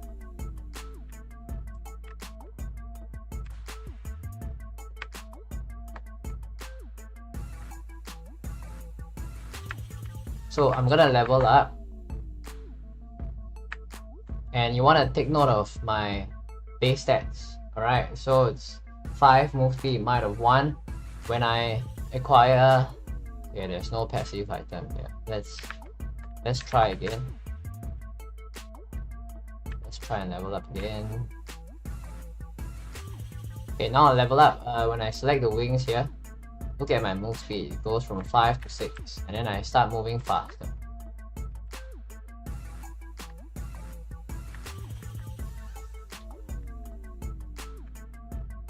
So then if I get spinach, you will see my might increases as well. Then now I do more damage. Okay, all in all, it's not as exciting of as compared to the other streams when we got to, you know, code new weapons and stuff. But this is essential for our weapon system, right? Because we need the whole thing to be robust. So for that to happen, you know, we have to also make sure that the system can work with our passive items. Okay, otherwise there's no point. So that will be all for this stream.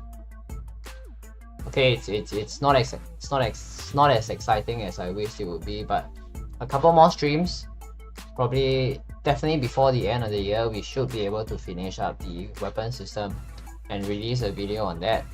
So we are on track for now. I will see you guys on the next stream next Thursday, and then we will move on further and develop the weapon evolution system as well. For those of you who tune in, thank you for coming in to watch the stream and to support. And for those of you who made some donations, I really appreciate it so much because the donations keep us going. Of course, to all our Patreons as well who paid to support us, really appreciate you, because without you, we wouldn't be able to do, or rather I wouldn't, me and all of us actually, there are other people who are working with me as well, we wouldn't be able to do what we want to do and what we like to do, which is to make games and to code, and just be nuts in general. So I'm gonna head off now. I'll see you guys next week. Thanks so much for tuning in and thanks so much for your support.